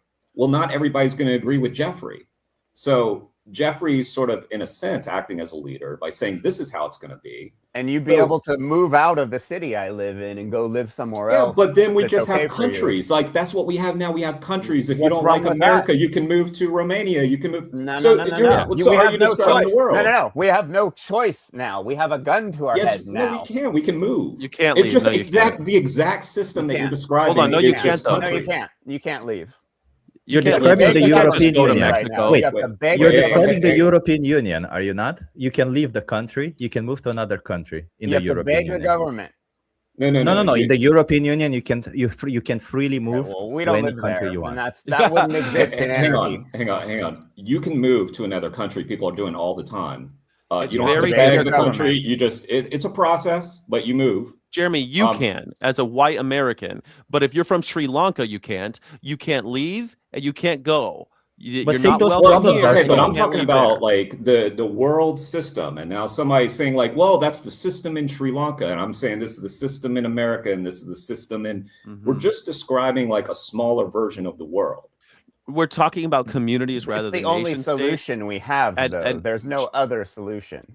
Jeffrey's talking about a step in between, right? This idea of gold and currency and shit, but we don't actually need it. Imagine, if you will, an apocalypse occurs, like in Walking Dead. You guys are familiar with the conceit, right? There's been a virus or something that's killing everyone's a zombie, and then what happens? They build communities, and some of those communities have like a dictator, like the governor, and he's being a douchebag. He's got a harem. He's got people doing what he wants. He's like this evil dictator, right? You don't want to live there, so. Where would you rather live? Would you rather live with Rick, where he's like, hey, we've got like a community, actually? Right.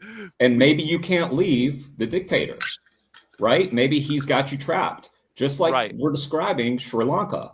So it's a good point. It's a really good point. So right now we have the freedom. So it's funny because we have I think I think it's the 13th actually. Human rights. We have the human rights, the international human rights, and one of them is the freedom to leave.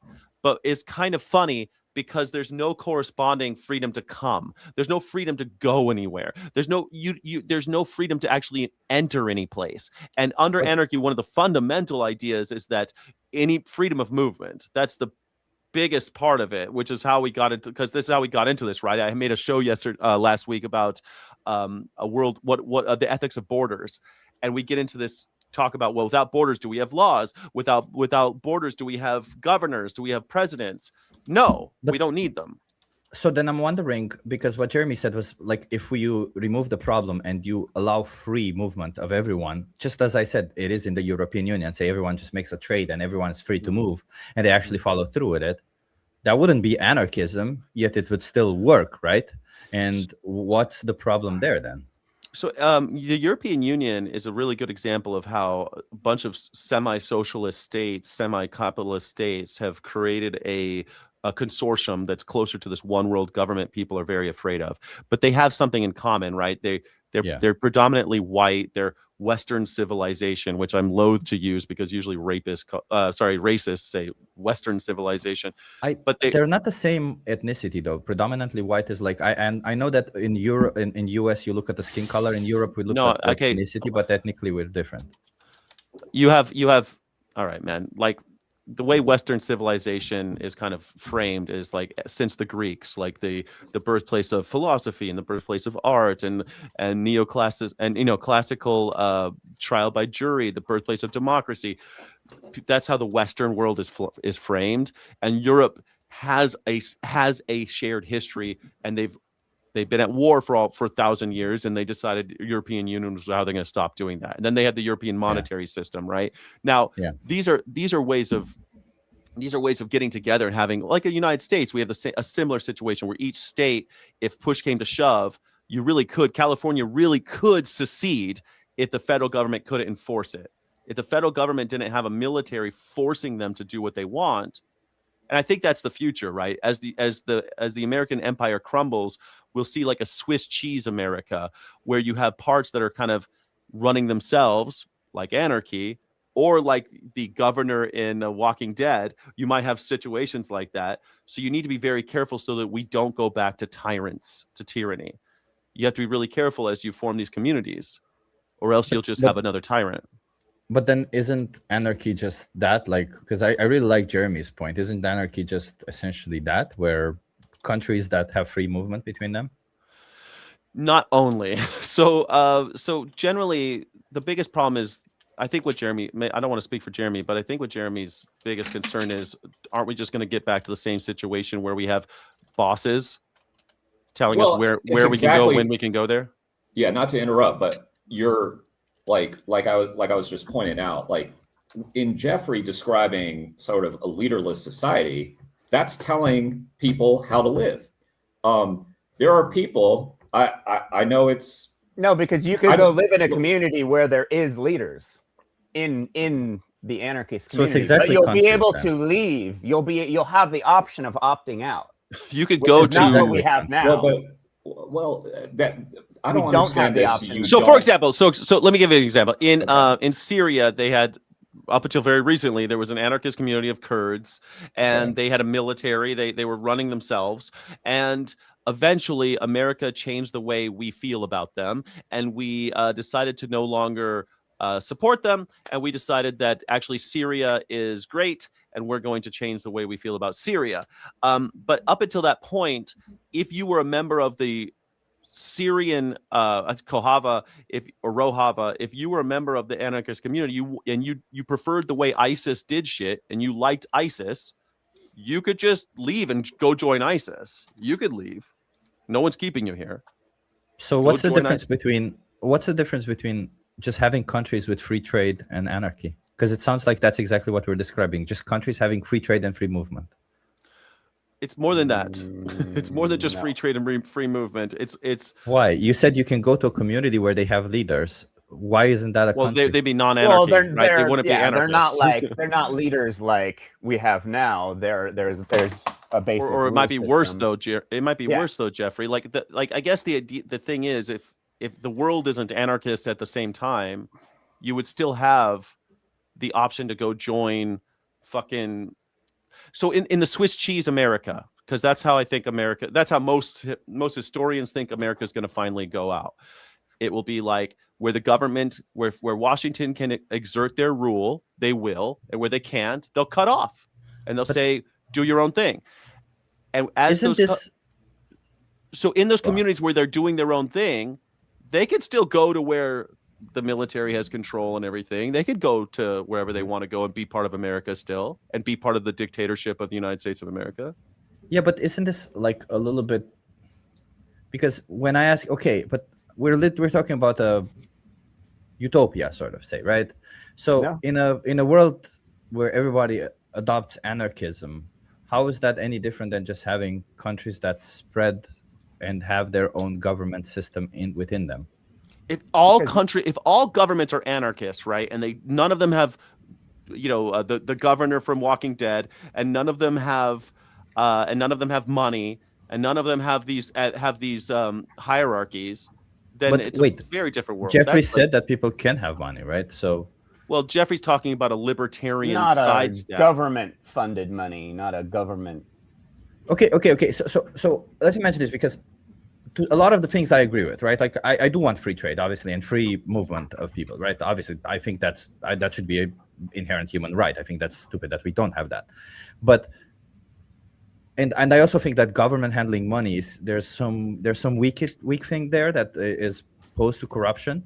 But I don't think that we don't need people who govern, right? I still think there is a necessity of centralization, governance, and all that, without having to involve money and profit and all that, right?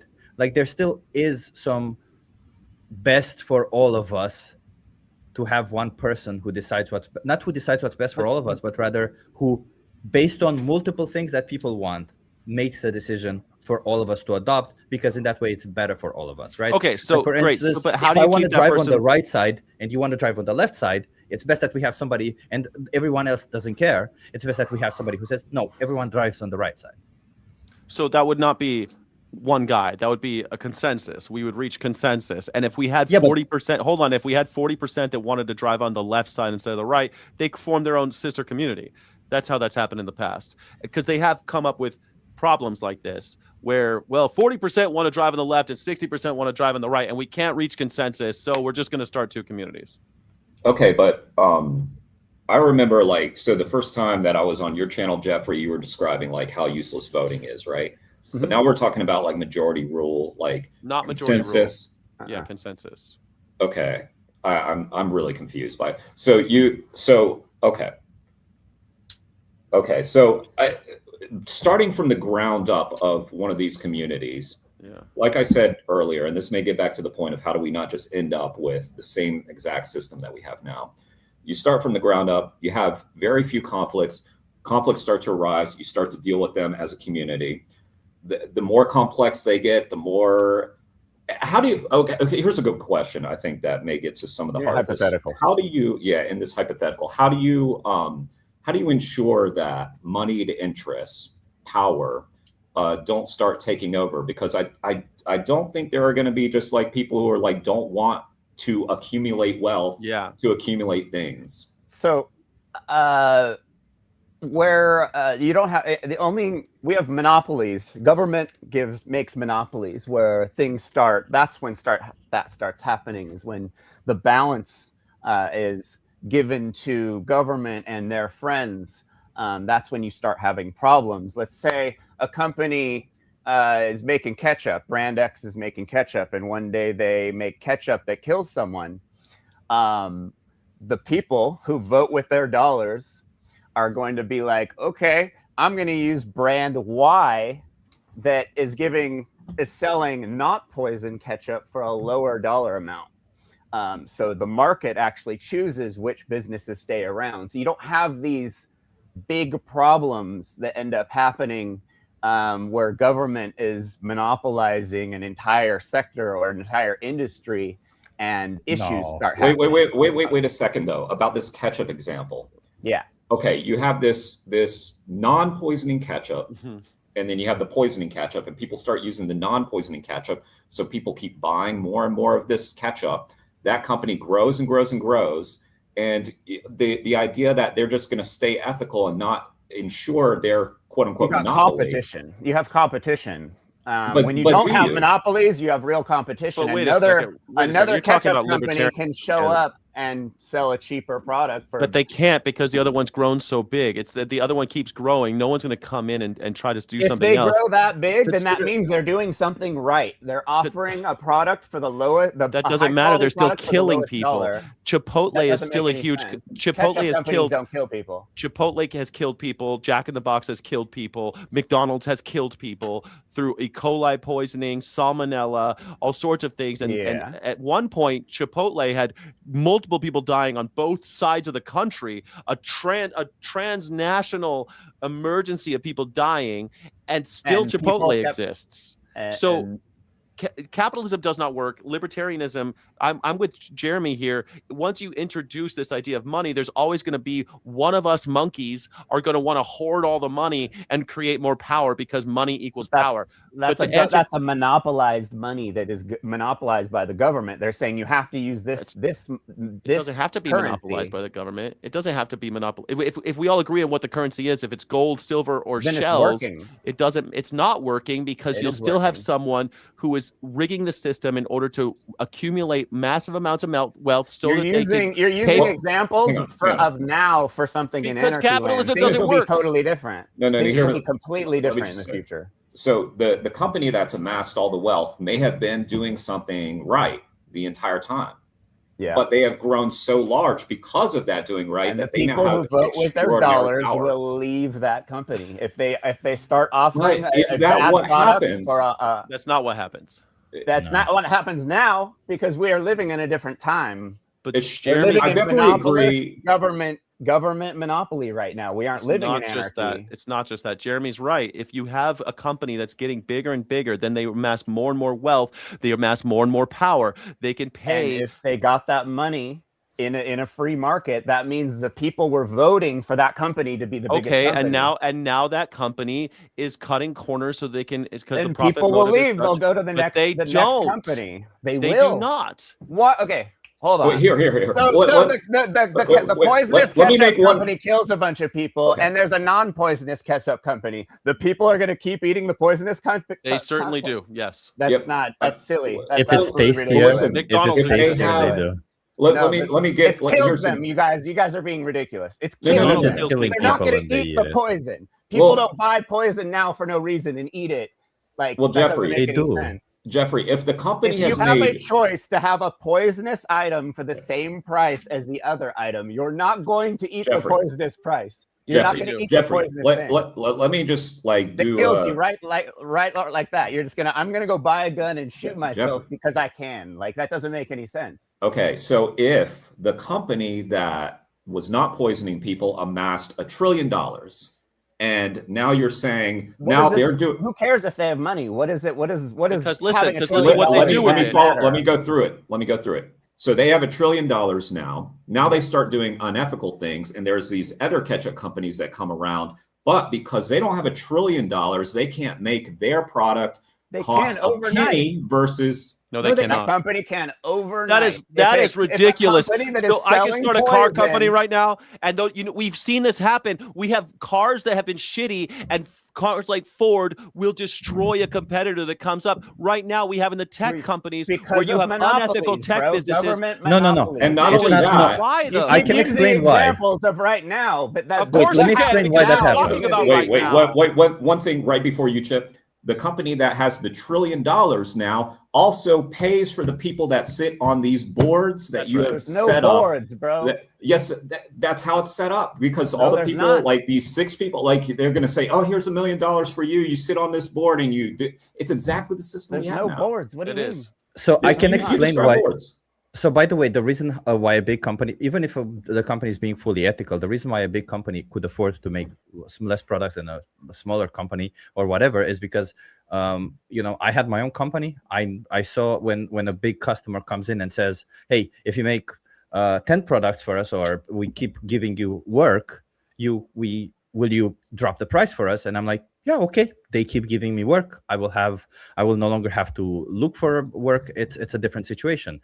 Whereas a smaller company, when they just want one product, they want to produce one product, right? Like this whole idea that I'm producing a lot of products also makes you have more leverage, have smaller prices, and get in that position. So therefore, your product will be cheaper. And the reason why most people, by the way, because you say people are not following poison, even if they're a little bit poisonous, right? Like a lot of people nowadays ingest a little bit of poison every single day, and they have no problem with it as long as they get pleasure from it, or as long as it's marketed in a way where they think that, is it really poison? Or right? or they say it can't be done otherwise, like with lead. Lead killed millions and millions of people and gave millions of people brain damage. People are walking around today with brain damage because of lead. And the companies who did it said we can't compete unless we use lead. So since all the companies are using lead, no one comes in and is like, hey, I can make it without lead. Vote with your dollar and buy it from me. Wait, it costs 20% more? Sorry. We're not good. I'd rather take a little poison. Who's to say it's more?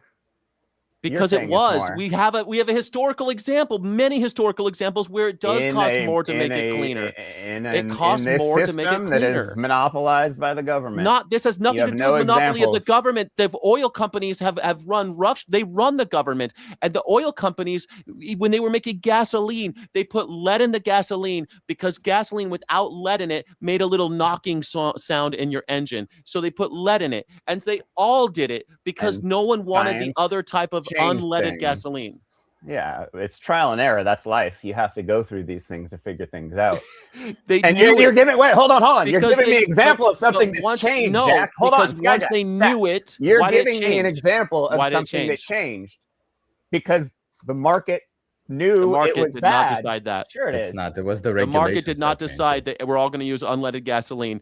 The government decided to regulate them. And if it's you have the same with an educated populace that votes with their dollar, they're going to. There's no voting with your dollar vote for poison. Sure, I can't believe you have such faith in capitalism that you think that the capitalist is going to allow us. Your entire system is based in an unethical move. You're saying you're going to steal the means of production from someone to start your utopian society. That's based in unethical movement. It was unethically begotten. The means of production is unethically held. It belongs to all of us already. It's just that it's been taken from us. Wait, do we all know about the situation in the 90s with the sprays that destroyed? You didn't do anything for that. You're not entitled to. Sure, you did. I did just as much as they did. Someone spent their whole life working. Cargill family, the 20 billionaires that run the Cargill family that started over 100 years ago. You're using specific examples that go for your argument. The biggest examples, the ones that make the most money and control the most means of production. Yes, of course I am. Government is not like.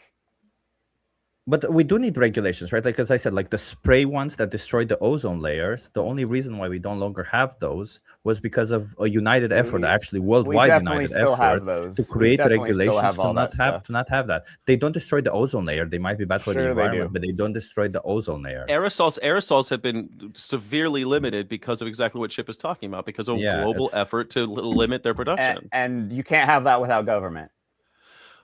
Of course you can, but the way you got into the reason why the government has to be so ham-fisted and heavy-handed is because of the evils of capitalism. Because capitalism doesn't work without a very robust regulatory environment, and that is proven time and again. Not true. That's crony capitalism. You're thinking of something else. You're thinking about government backup. No. No, it's not. It is. Wait, so Jeffrey, absolutely not. You say the people need to be ethical, but the billionaires don't. The people need to be ethical and do what they're told, but the ones who have the money, trust them, they're in charge. They're not going to kill you. And yet every time we trust them, they kill us. What were you going to ask me, smart vegan? I was going to ask you is anarchy, because I'm confused now, is anarchy like both on the far left and on the far right? There's overlap because libertarians and anarchists they meet in the back. Yeah. So, like, for example, so Jeffrey it's and I convinced, are okay. closely aligned Classical ideologically, liberalism. but he believes in capitalism, and I think it's a scourge on human beings and separate us from our humanity. Okay, so that's a good example then. That's funny. Since you two like disagree vehemently on one of the issues, but you align in terms of anarchy, would you consider yourselves to like? Would you be able to set up the same kind of community, or would it be like no? In my anarchy land, in anarchy, you can have what he wants. I personally wouldn't live in that neighborhood, but he can have what he wants, and he's allowed to go do that. Okay. My neighborhood would be actually anarchy. We're agreeing on the neighborhoods. We're disagreeing on the neighborhoods we'd live in. So he would be the community. In libertarianism, they tend to agree with things like personal freedoms, and anarchy is vehement about is strict about personal freedoms. Right? Everyone can do what they want. The only issue here is that libertarians, they still think capitalism. Everyone can't do. That's not at all what I believe in. Not What everyone. Anarchy doesn't mean I get to do what I want. That's not what anarchy means. Well, you do whatever religion you want. There's no big government holding a gun at my head telling me what to do. There is in the community, though. There will be rules. Okay, I have a question. Go ahead. For you, they Jeffrey. won't be. Okay, so can you allow for the fact that, allow for my opinion that a company can become so large that they become very powerful? Do you agree with that?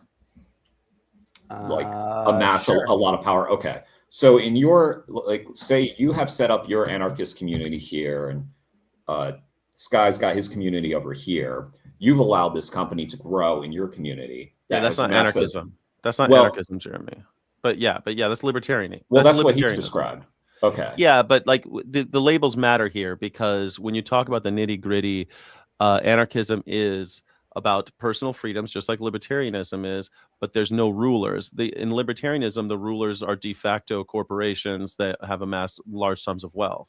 Okay, but let's just say that they're just a corporation. Corporations don't exist in anarchy. Right. I mean, like they do now, not like they do now. But they do in libertarianism. Go ahead. I'm sorry, Jeremy. Well, the only point that I'm making is that it could be a situation where you set up your community in the way that you think is right, and Jeffrey set up his in the way that he thinks is right, or exists in these. And then the thing that happens in Jeffrey's comes to affect the one that happens in yours. Because there's... The communities would have rules against that. Yeah, but you have borders. You have borders just like we have cities, counties, states. Jeremy, you're totally right. Around your town. So if Jeffrey's community wanted to, I don't know, hoard gasoline or something on their property, and their system could poison mine. They could poison the rivers in the street. If I'm downstream from him and he's poisoning the river because he's got some mad capitalist that wants to, I don't know, dam the river, because after all, he can control the means of production. The river doesn't belong to all of us. It only belongs to the billionaire.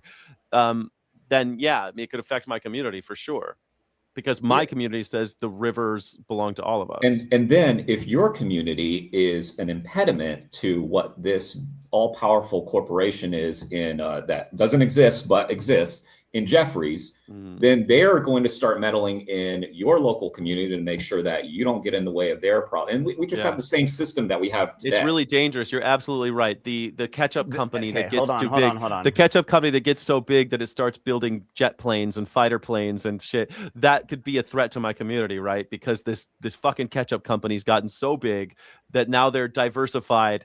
And we've seen companies do this, right? They start out small and then they become monsters, because that's what they are. That's what government allows them to do. That's what. But who would forbid them if we don't have governments? Wait, who would stop them? It's not forbid. It's government supercharges bad corporations. It's not that they're like, well, most definitely they do. I mean, the government bails them out when they fail. I don't know how I guess they give them government contracts and stuff. I mean, who's paying for the jets, I guess, but I kind of like Jeremy's point, like, because, like, all of us have lived with somebody, and all of us have realized that when you live with somebody, there's these small rules, like, do you wash the dishes right after you cook, or do you wash them after you eat, or do you let them in the sink and wash them the next day, right? There's these kind of things that are small things. And I'm like, if you kind of assess all these small differences, and somebody says, like Jeremy said, they're at the top of the river, and then they're like, I don't want to fucking move. It's easier for me to build my plane here, and you building your plane here does create downstream pollution. Maybe you're not even like bad intended. You just really genuinely don't care about the other community. Who would stop you? Maybe that other community doesn't even have anything that you want or ever want. So therefore, you have no incentive to care about them. So who would stop you from saying? You only have.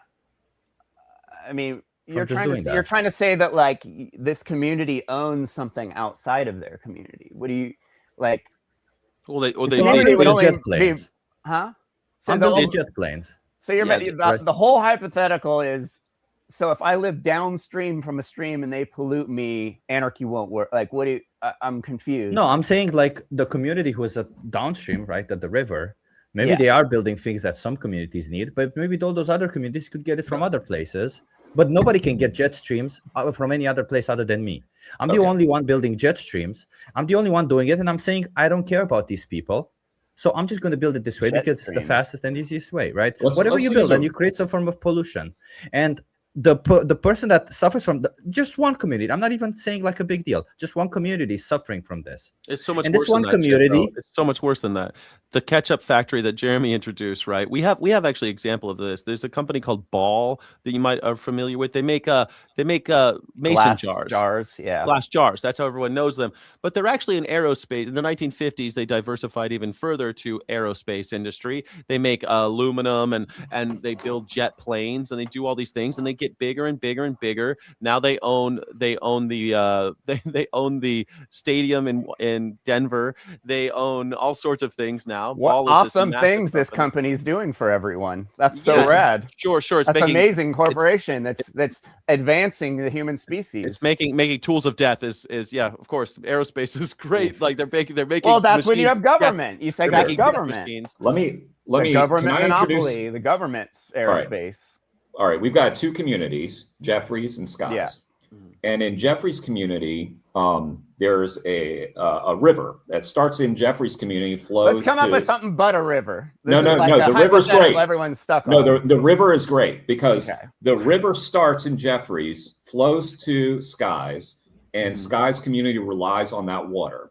But in Jeffrey's community, there's a company that wants to do dairy, and so they start hoarding all the water for their alfalfa farms. This is a real life example that's happening with the Colorado River. So in Jeffrey's community, they're taking all the water, and now your two communities now have to work out a situation with each other, and you have opposing ideologies. How is Sky's community going to get water now? Yeah, that's why wars happen, right? Scarcity of resource. Yeah, wars, and this company can start charging Sky's citizens to use the water. Yeah, what's wrong with that? What's wrong with that? This is because you're holding me at gunpoint, saying I can't drink. You're taking the necessity of life away from me and charging for it. Who said that's capitalism? No. You've just described capitalism. You just described why human beings have wars. Capitalism always leads to this. They fence off the means of production.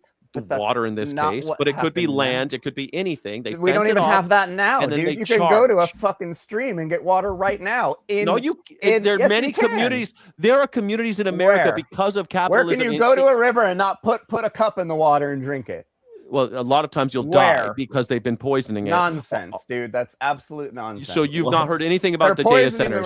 You've heard nothing about data centers poisoning all the groundwater. You've heard nothing about that. You've heard nothing about Flint, Michigan, where they could light the water on fire for a while. This is the topic of the month, dude. You guys weren't talking about these centers a month ago. We've talked about water rights. Water rights are a perennial problem. And this is happening in a government monopolized community. You cannot use what's happening here in any circumstance for what's going to happen if anarchy happens. Can we just everything is so fucked right now. You can't use any of these examples.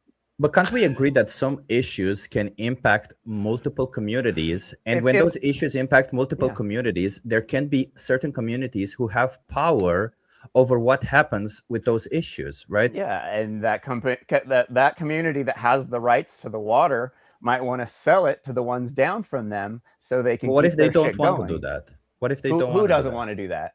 the people that community. downriver. Maybe they want to, maybe Then they they have want to to find farm water animals somewhere else. They don't live where the water is coming through. The river So goes through two They communities. should have built a place that was in the community. I should have They built should it have built a further river up the somewhere street. else. See, this is Sure. exactly So they should that's move. exactly what the capitalist always does. The capitalist will always blame the government. The problem is and ignore humans the are fact nomadic. that We're the not government supposed only to be exists staying in because one of place. capitalism. And it the comes only back reason to the cities. The only reason you Cities have this fucking government suck. that you don't like is because of the Disagree. capitalism that you're talking about. The whole reason you have to have government is to control the companies stealing the water, control the companies poisoning the water. Need capitalism for a certain amount of time. It's a Capitalism transitionary thing. Capitalism You're not going to just have your encourages no money overnight greed, and everything working avarice, out perfectly. and It's going to theft. take some time where you're going to have to use You sound currencies and Kevin stuff O'Leary. like that. You're no different than Kevin O'Leary, the Canadian Emirati who comes to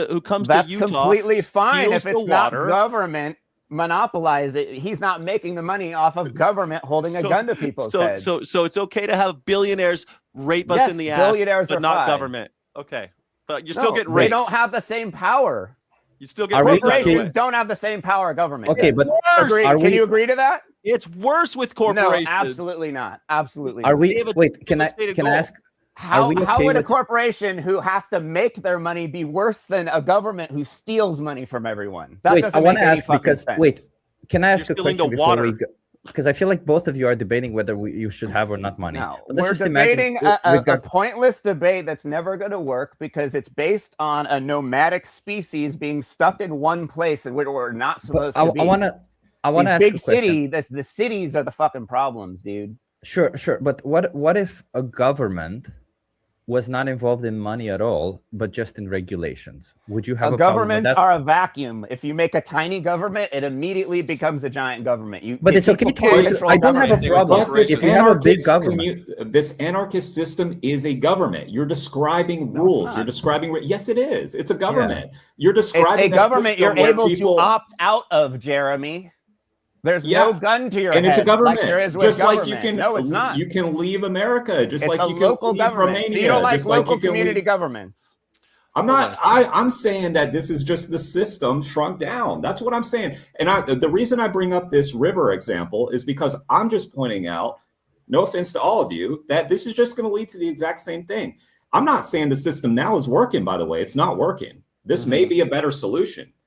I'm not really even taking a position on this. I'm just pointing out the flaws in the system. It seems to me that we just get to the exact same point. It starts out one way, and then you got these problems, and then they have to work with each other. And then the people with power and the people with money, I don't understand where you think that money is not going to influence these like rules that are in place.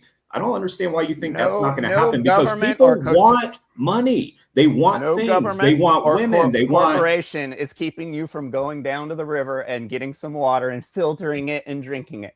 No government or corporation is going to stop you from doing that. When we hang the last capitalist, it'll be with the rope they sold us. It'll be the same. It'll be always something where they're trying to keep what's necessary to live away from us and charging us for it. What Jeffrey's trying to do is trade the government for a billionaire class and hope that they don't do the same thing to us. But they will, don't, because we're regulated by the people, the people's dollar. We have no way of controlling the government right now. You're just talking about robber barons. We have a way to control government corporations. We've had, because if we don't buy from them, they disappear. If we have no choice over government. No choice. We have no way of controlling government, but we do have a way of controlling corporations. America's first corporation was a gun company. Corporations are always controllable. They're not controllable. Yes, they are. The community could stop. The people could stop using the money with the government. And here I'm saying, in anarchy, the people run everything. There are no corporations. You elect the people running any kind of. How are you going to enforce that? What do you mean? How do you enforce it? How are you going to enforce your communism?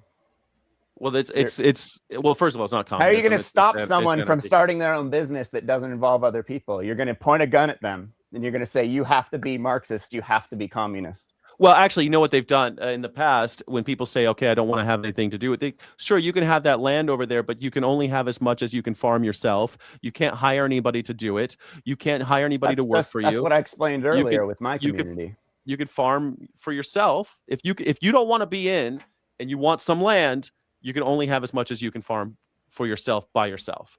You can't and if hire you're a bunch of living other in a people. community that's getting poisoned water from another community, you can move somewhere else. You can move 6 miles away to another water source. You are still I'm not saying to move to a different country, you guys. You I'm just saying you can move. You still no, are kneeling at where- the altar of capitalism. You're kneeling at the altar of the billionaire and hoping that they're going to give you No, a fair shake. It's called and they free won't. market. It's called equality. That's not equality. And here's if what you're I'll a say. billionaire, there's no equality. And We here's can what I'll control the say. billionaires. We can't control the government. We And- control the and- billionaires by Built to voting do. with our dollar. That's what Well- the government was built to do. Jeffrey, I think you're right about this in that the sense that like now what Sky is describing is like you're not allowing corporations, you're not allowing a business to take off and really have success. So then that's like a regulation that you're stopping someone from like really taking off with their thing. I don't understand why we don't see the flaw in that, and we also don't see the flaw in a company that is so massive. Like maybe we don't stop that, but you have to recognize that does lead to this issue that we have. Like I don't know why you don't think like a corporation that has $1 trillion isn't going to influence the politics in. There's no $1 trillion. Yes, What there corporation is. in anarchy land has $1 trillion? If there's Okay, not we even $1 described- trillion we're that talking exists, You're not about in the- anarchy land. You're describing something that is an anathema to anarchy. We're talking You're about describing the- libertarian market economies where billionaires can dam up rivers if they want to. my system is the only way that's fair to everyone. You No. are stealing the means of production from someone. You're stealing. There's no Wait, but stealing can in my system. can I- Everyone gets a How do you fair. steal? Everyone gets a fair playing field. You are talking about stealing because the land is the means of production and we all own it. We all own the air. Nobody we all owns own land. the river. But Jeffrey, In I'm order to curious- own land, you wait, need a government to legitimize that. So I don't understand Once you this own fence land it off, thing. once you're a billionaire, once you There's you no fence it off, billionaires fencing it off. What do you mean? that's what you described. Your No, ketchup dude. company. I'm curious in an I didn't describe that at all. What do you mean? I'm You trying don't to own get land in anarchy, bro. You use land. in a You don't situation. own land. You need a government to own land. To legitimize owning a piece of land, you need government. That is a flaw. That's what I'm talking about. Hang on. Big cities. You we just have described a cities are community. Hang on. bullshit. You just described a community that you can No. opt out of. You can leave this community. So you're saying it's not geographic? You can Is lose that what you're saying now? the area. But you're saying you can also No. opt out of this No, system. I'm saying a human cannot own land. Right, Land no, I owns understand. humans. But I'm trying to get down to this like idea of like you have different communities that have a system and you can opt out of that one. So are you saying that it's not tied to any geography? I'm just trying to clarify that. Not legally tied to any geography. Okay. Yeah, it's just But I wanna it's not like there will be a like wall. Okay. unless But what it's if necessary. the company has set up like a factory, right? Like the ketchup company or whoever has set up Yeah. a factory. Isn't that theirs? Like what how would you say? So they've set up a factory I to would make say ketchup. no. I wouldn't say it's theirs at all. It's So- the community. It's the community. So then because Sky can their come in and shut it down. The future of them sending their money that way. So Sky can come in and shut that place down because Sky it's could not come theirs. in with a new business that does better than that company and outshine them and make them disappear by But he offering can- a better product at a lower price. But he can also walk in the door of the place and shut it Do down. we have guns? Because it's No. not owned, right? Do we have No, guns in this scenario? Because Kai could come in with guns and just Because take you don't over. own the land. So you're saying you don't own that land. you can't come into a place if they don't want you there. Why not? If If you it's have not guns, owned. you can. If this community has gotten together and decided on a set of rules and they decide to put up electric fence around their building and only allow people in that buy a certain insurance from them, But- then you're never even going to get through the door. No, No, no, I don't know. I don't know why. We're Why talking you about keep on owning calling- land now. This is not What? anarchism at all. That is not at all Sure it is. anarchism. No, the way anarchy would work if we all started as So a you can't community- have a community that comes together and makes their own rules in anarchy. here's Anarchy would do is they would create a ketchup company together, and we would try to vote together on how to make you the would best ketchup. steal a ketchup then we would- company from a corporation. You keep on saying these things like you're saying, or you want to start Take over now the as a means of revolution. Are you production. talking about a revolution? No, because you're mislabeling means of production. You're completely mislabeling You're over saying and take over over again. the factories. The factories exist on our land, The factories were started by someone's blood. So in sweat, that and tears situation, so in that you have situ- no right to. You have no in right that situation, to that factory. of course that's our right. Of course that's No. our right because it's You have it's no on right our to that land. factory. But here you go. The way you would You do don't in a own revolution. land. Could I speak, please? Well, every word Please. out of your mouth is. Please, Okay, it go belongs to all of us. It belongs to all of us. It's a communal Says who? property. It's on all of our land. So here we go, because you said yourself that land is owned by the people are owned by the land, not the other way around. But either way, What we if all no own one it. wants to work at your ketchup company? Okay, so in a co-op situation, what you would do is you would all create the owners, the workers would own it in this scenario, that the workers would all benefit from that. And so in a community, we would all benefit from the means of production. So instead of someone at the top saying, I make the decisions for the ketchup factory and you do what I say, that's just dictatorship. What instead, you flatten that and everyone is working together. The decisions are made collectively. The wealth produced by it is distributed collectively, it's distributed equally, and that's how you would make a ketchup company. You wouldn't try to have one ketchup company, a guy at the top who's trying to collect all the gold and keep on going and going and going and going until he's like a company like Ball or some other cancerous company like Boeing that keeps getting bigger and bigger and until they're involved in everything. You're blaming an entire thing on the actions of a few examples of super extreme circumstances. It's a system. The monopolized system we have now that allows Capitalism. Corporations to become fucking crazy big because government tells everybody.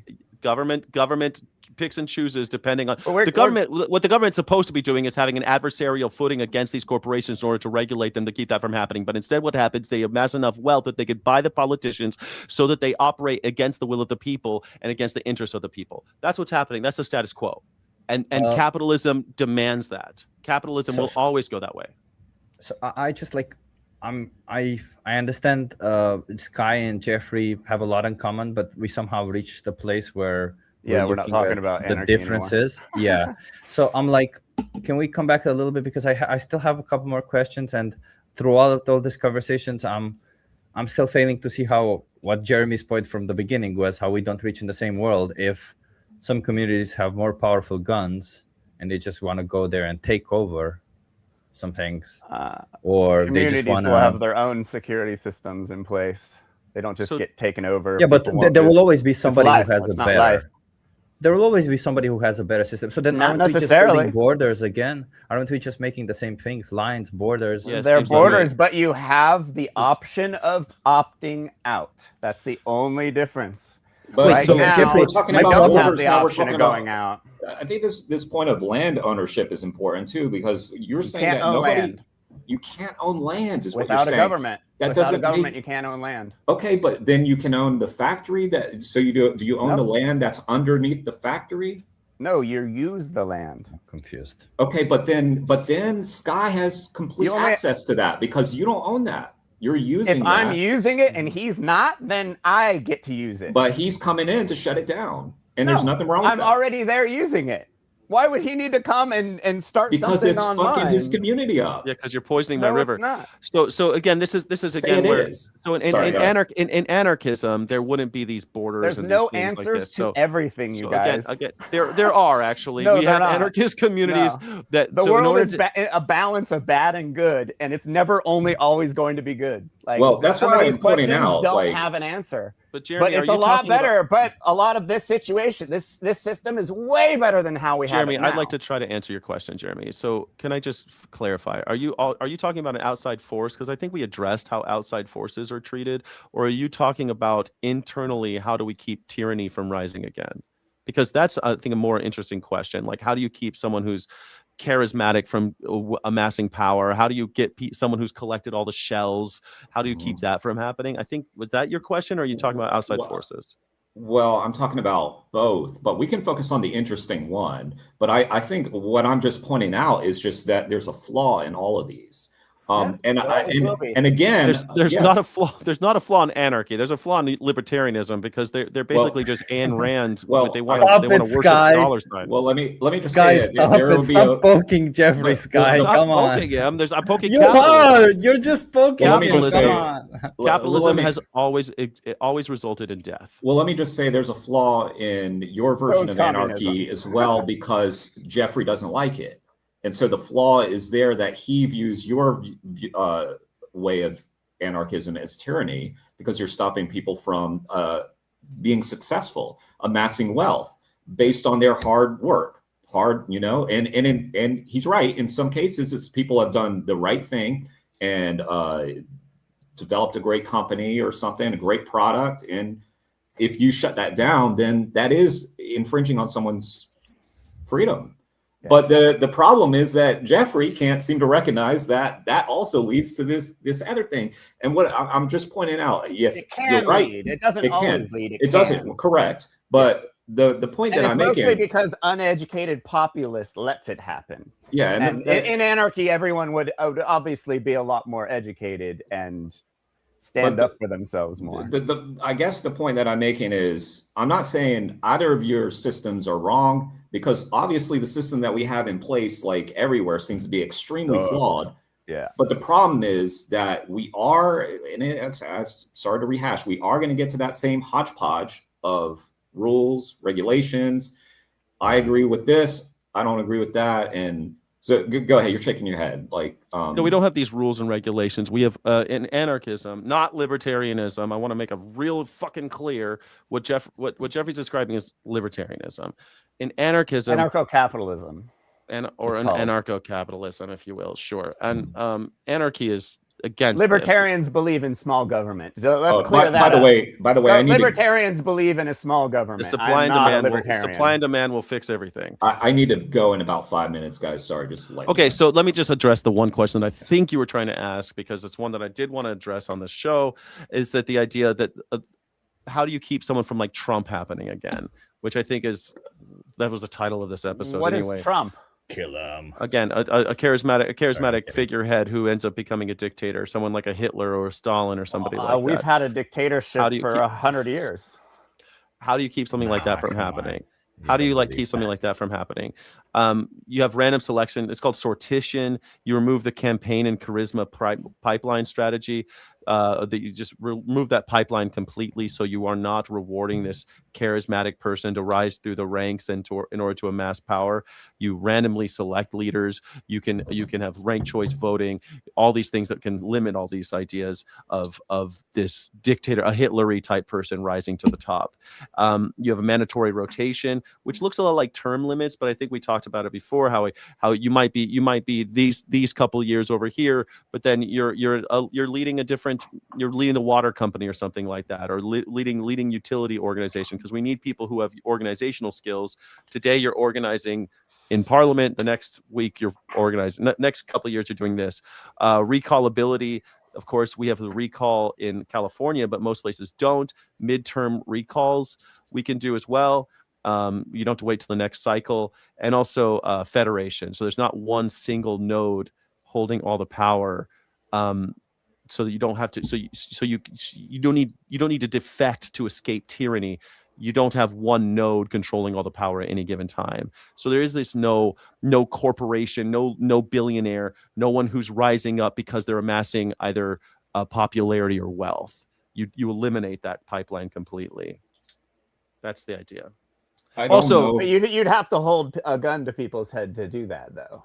No, you don't. But you do have to wait. I'm like this whole thing. No, but this whole idea of forcing people to a gun, don't we need to have something like that? Because I'm like, well, let me just for a second, like female genital mutilation. It's a tradition that happens in certain cultures. I don't want that to happen. I'm completely against it. Well, vote with your dollar, Chip. No, but regardless, anarchy or not, I'm like, if this happens in whatever community or anything, I'm like, no, I would rather have a regulation that nobody's allowed to do that. And I would rather have a world army where we all agree to fight against the rights and the laws that we make they don't have to involve money, but they have to. They can be all. We all want this. Nobody wants humans to be treated this way. Nobody wants animals to be treated this way. Therefore, nobody should be allowed to do it. And yes, we would have the threat of a gun or whatever, right? If you do it. We live in a society where male genital mutilation is totally normal. We do, And we let's haven't not done anything struggle, man. about That's it. not Haven't the done point. anything about it. And Sure, that's not the point. last, My point. The last The point point I is, would I don't also want that say to is that happen.